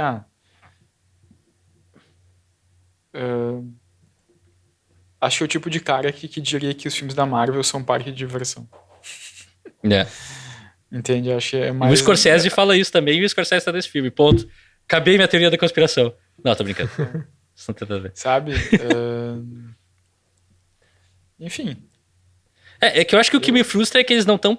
Esse argumento não é 100% errado. Esses filmes são entretenimento, são coisas assim. Mas pra mim, pessoalmente, aí vem minha opinião pessoal, não que eu acho que filme Disney, nada assim, não são necessariamente inferiores por causa disso. Sim, sim. São diferentes. Tá servindo outro propósito. Eu sou um cara que assiste filmes, digamos assim, mais cabeça, e daí mudo de canal e tô vendo Transformers. Tu nunca assistiu um filme cabeça, não mente pra gente. Eu vi Birdman. O Birdman é um filme cabeça. Esse filme é arte. Não é tão cabeça assim. Não é tão cabeça assim. Não é uma crítica. Acho que assim, é um filme cabeça, digamos, acessível. Um filme mais recente que a gente viu, que é o Crimes do Futuro, pra mim, assim, é um filme muito mais cabeça. Verdade. Mas, tipo, pra simbolizar, então, eu vi Das Boot, 3 horas no submarino alemão, e daí depois que acabou eu fui ver Predador, tá ligado? Pra mim, não aprecio da mesma maneira, são filmes diferentes, sobre assuntos praticamente diferentes. Claro. Mas nenhum é menos válido que o outro, e o Predador não deixa de ter temas interessantes. Enfim, sim. Tudo opinião pessoal. Eu acho que aí, nesse sentido, o que o Alexandre falou, eu acho que talvez seja a intenção do Inharito, seja citar essas coisas, mas eu acho que no jeito que ele se expressa, e aí vem... Até eu me identifico, porque eu tenho dificuldade de me expressar também, mas parece que ele tá confundindo opinião com contexto, sabe? Ao invés de dar só um contexto, ele acaba dando uma opinião a mais, assim. Não sei, aí vem não que cada um seja mesmo. ruim, não que seja ruim. Eu não acho que seja ruim. Ele dar opinião. Que é difícil não Eu se acho que nesse colocar, caso né? acaba sendo ruim. Porque eu acho que limita o escopo do filme e limita também Pode ser. o que ele Eu pode fiquei falar, pensando, tá ligado? Sendo sincero, essa cena que aparece o Homem-Aranha, eu acho que ela é desnecessária. Esse elemento ali é desnecessário. Tipo, parece um pouco agressivo até, né? Ele enfraquece. Ali tem um clima jocoso e tipo, tira pra mim até o próprio poder do final do filme. Porque, sinceramente, pra mim, esse é o momento que é deslocado, que corrobora com essa ideia de vocês que ele tá fazendo uma crítica a filme super-herói. Pra mim, esse é o único momento que eu consigo não ter uma leitura, porque ele não é associado ao Reagan, ele não é associado, tipo, é um momento avulso, sabe? É uma coisa avulsa. Todos os outros momentos a gente pode ter a leitura que a crítica é feita pelo Reagan. É uma crítica dele, entendeu? Ele tá se cobrando, sabe? Aquele momento não, aquele ali é um momento, sei lá, o Inharito coloca um Homem-Aranha ali no meio do palco, porque sim. E até porque, tipo, no universo do filme do Birdman, poderia ser um universo onde não existe o Homem-Aranha, né? Porque, é um universo onde evidentemente existe um herói chamado Birdman, que não existe, digamos, no nosso mundo real. E eu acho que acabar misturando isso com Homem-Aranha talvez fique um pouco estranho, assim, sabe? Tipo, tu já tá passando a tua ideia de o que tu acha de filmes de super-herói ou como tu trata filme de super-herói nesse filme, e botar o Homem-Aranha, eu acho que é pouco sutil, sabe? É pouco sutil, e eu acho que o filme trata os super-heróis de uma maneira mais sutil, assim, nos outros momentos. Sim, concordo totalmente. É muito tipo... E agora, um Homem-Aranha. Dançando. Dançando no palco. E o Bumblebee. Mas enfim... Parece uma coisa meio... Vou dizer, aquele Homem-Aranha... Não sei, isso parece um pouco Carreta Furacão. Total Carreta Furacão. Que é legal, né? Mas... Carreta Furacão é uma obra fantástica, não estamos criticando Carreta Furacão. Só que o jeito que é colocado também, nesse filme não faz sentido. E também uma coisa que eu li na internet, né? Que a própria... Quando o Michael Keaton ouve a voz do Birdman na cabeça dele, que na verdade é o Michael Keaton falando, mas com uma voz diferente, também é uma brincadeirinha com a voz do Batman do Christian Bale, né? Total. Mas enfim, considerações finais. Eu acho que a gente já meio que fez considerações finais, mas alguém tem algo mais a declarar? Cara, eu tenho... Por favor. Uma coisa que fez que eu gostasse mais desse filme, que eu me questionasse, que eu acho... Na verdade, eu acho o tema desse filme interessante, é que eu me identifico um pouco, sabe, com essa questão da idealização te imobilizar, de certa forma. Sabe, de tu ficar pensando teorizando sobre o futuro, do que tu quer ser, do que tu quer fazer. E isso é um pouco prejudicial, sabe? Disso ser um pouco prejudicial para as questões terrenas e cotidianas e da vida que tá acontecendo, sabe? E tu deixar de fazer coisas porque tu tá pensando em outras coisas, em como vai ser o futuro e como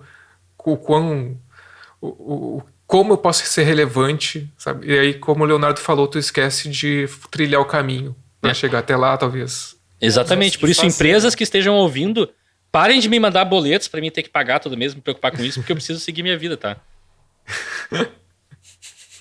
Boa. Tá, mas calma aí, tu não é... Só um pouquinho, tem alguma coisa errada aí, Rafael. O quê? Não, deixa o Alexandre não terminou ainda o raciocínio dele. Ah, tá. Não é sobre mim. É justamente isso. E eu às vezes me pego já fiz isso mais, mas às vezes isso foi um problema pra mim, sabe? Isso já foi um problema pra mim, de imobilizar, tipo, de ficar inerte porque idealizando demais, sabe? De estar idealizando demais e aí às vezes tu acaba esquecendo de viver o presente, assim. Isso Não, eu entendo um pouco o que tu tá falando. Eu também me identifico um pouco com isso, assim. Mas eu acho que às vezes a gente também se coloca numa idealização, numa questão, tipo, tu se coloca num patamar que tu quer alcançar, que às vezes é um patamar inalcançável, né? Exato. E ao mesmo tempo tu quer alcançar aquilo, mas ao mesmo tempo tem que entender, tá, mas eu tenho que construir alguma coisa para alcançar aquilo. Mas ao mesmo tempo, se é uma coisa inalcançável, tu tipo, meio que é inalcançável, muito difícil. Então tu, ao mesmo tempo, também não se move muito, entende? Sim. Então acho que tem que essa desconstrução, assim, que eu acho que é um pouco o que o Birdman fala, sabe? De tipo...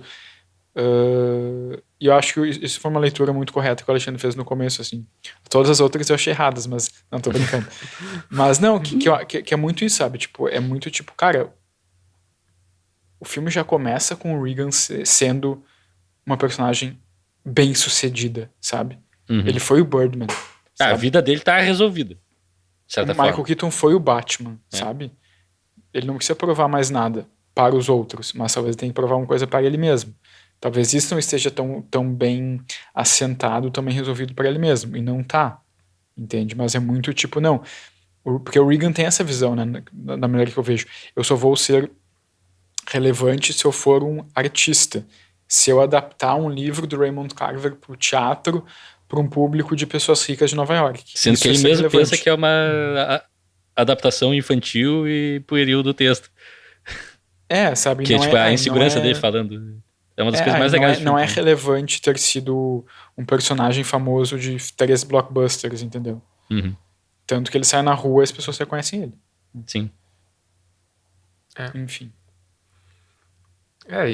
Seria um pouco tipo, eu não quero... Mal comparando, tá? É tipo, eu não quero ser... Mal comparando. Eu não quero ser o Robert Downey Jr., eu quero ser Daniel Day-Lewis. Sabe? Mas, tipo, os dois têm o seu valor. E o Daniel Day-Lewis fez muito blockbuster, né? Peraí. Fez? Fez. Eu já não sei. O Último dos Moicanos é blockbusterzão total. Tá, não, mas não é tipo Homem de Ferro, não é um blockbuster que tinha Homem de Ferro. Pra época, mais ou menos era. Mas eu acho que... Pode ser. Tá, só acrescentando, eu acho que o filme também quer dizer que mesmo que o cara consiga ser o Robert Downey Jr. e o Daniel Day-Lewis, ainda assim ele vai criar alguma coisa na cabeça dele, ele vai criar uma outra meta de insatisfação, de busca, tipo... Sim. Acho que o filme também quer dizer isso, que nunca vai estar bom, entendeu? Que nunca vai estar... E é um ciclo infinito, né? E é isso, tipo, nos fazer pelo menos pensar sobre isso, tipo... Acho importante. E daí também não consegue aproveitar as tuas conquistas, né?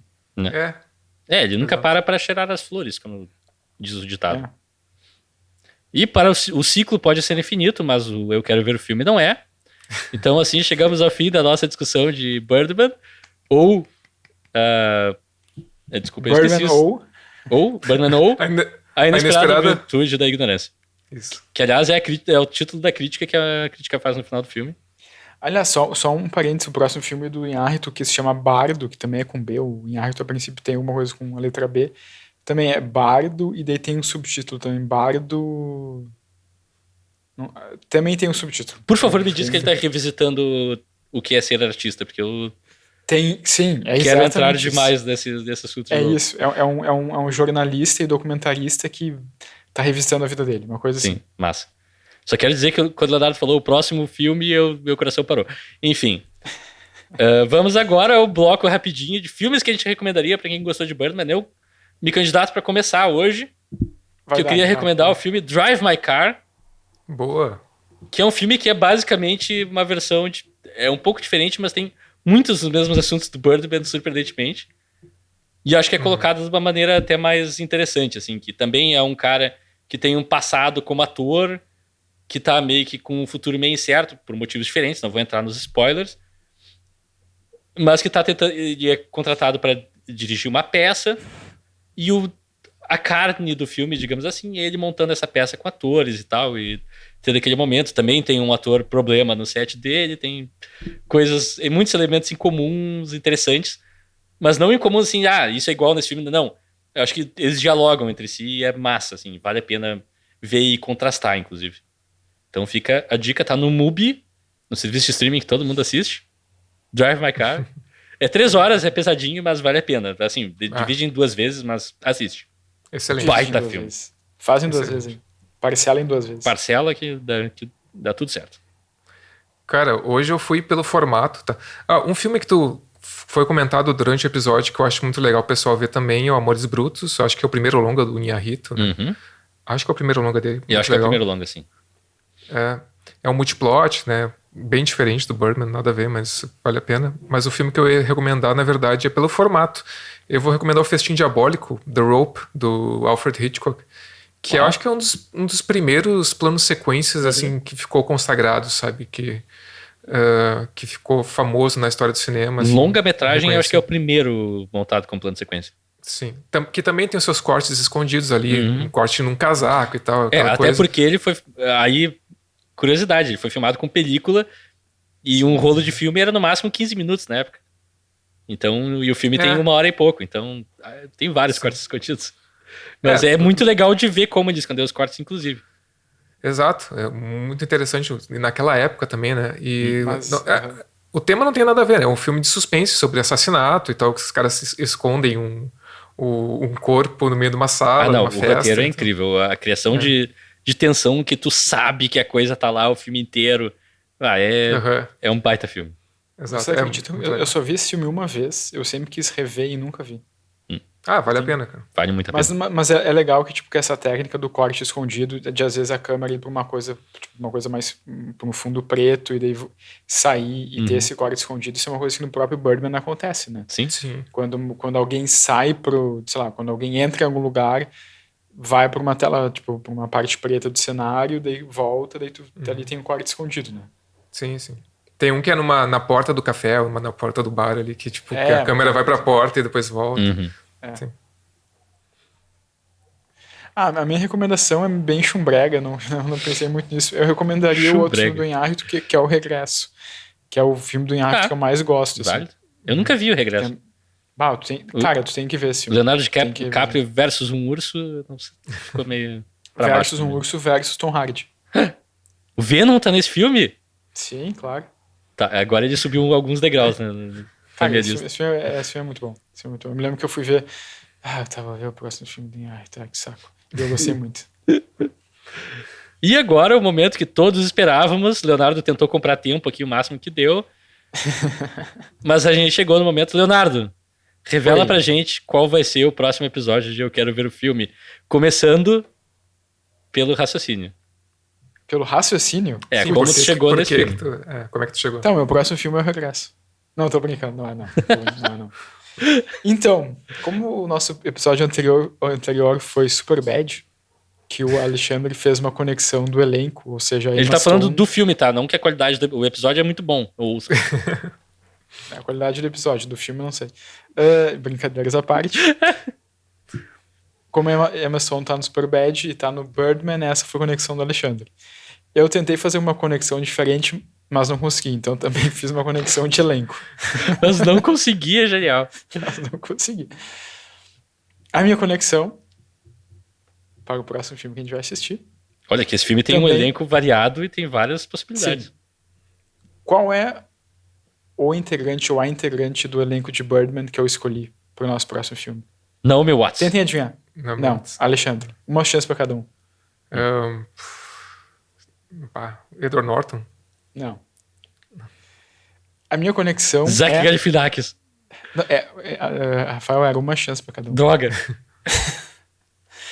A minha conexão foi Andrea Riseborough, que no Birdman faz a namorada do Michael Keaton. Uhum.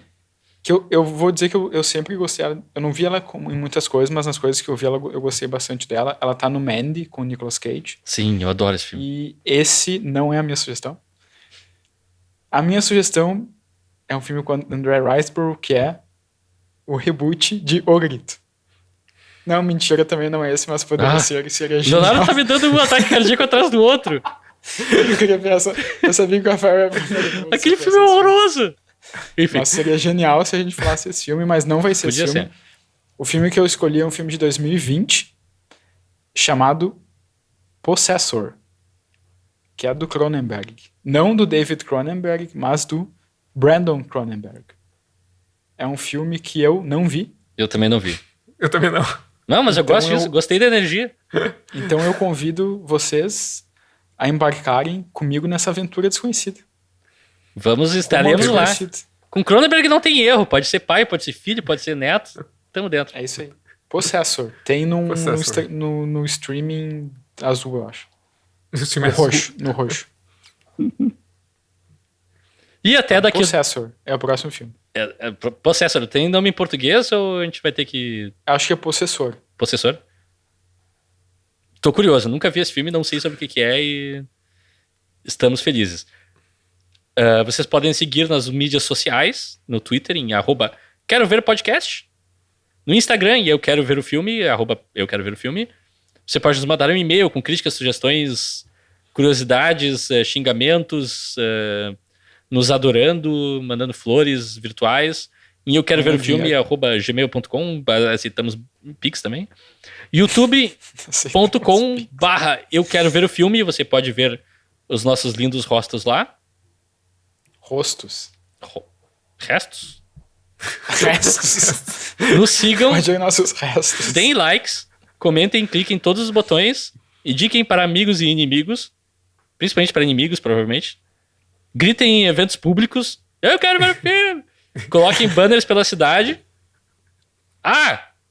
E também estamos no Spotify, Apple Podcasts, tá sua plataforma de podcast favorita.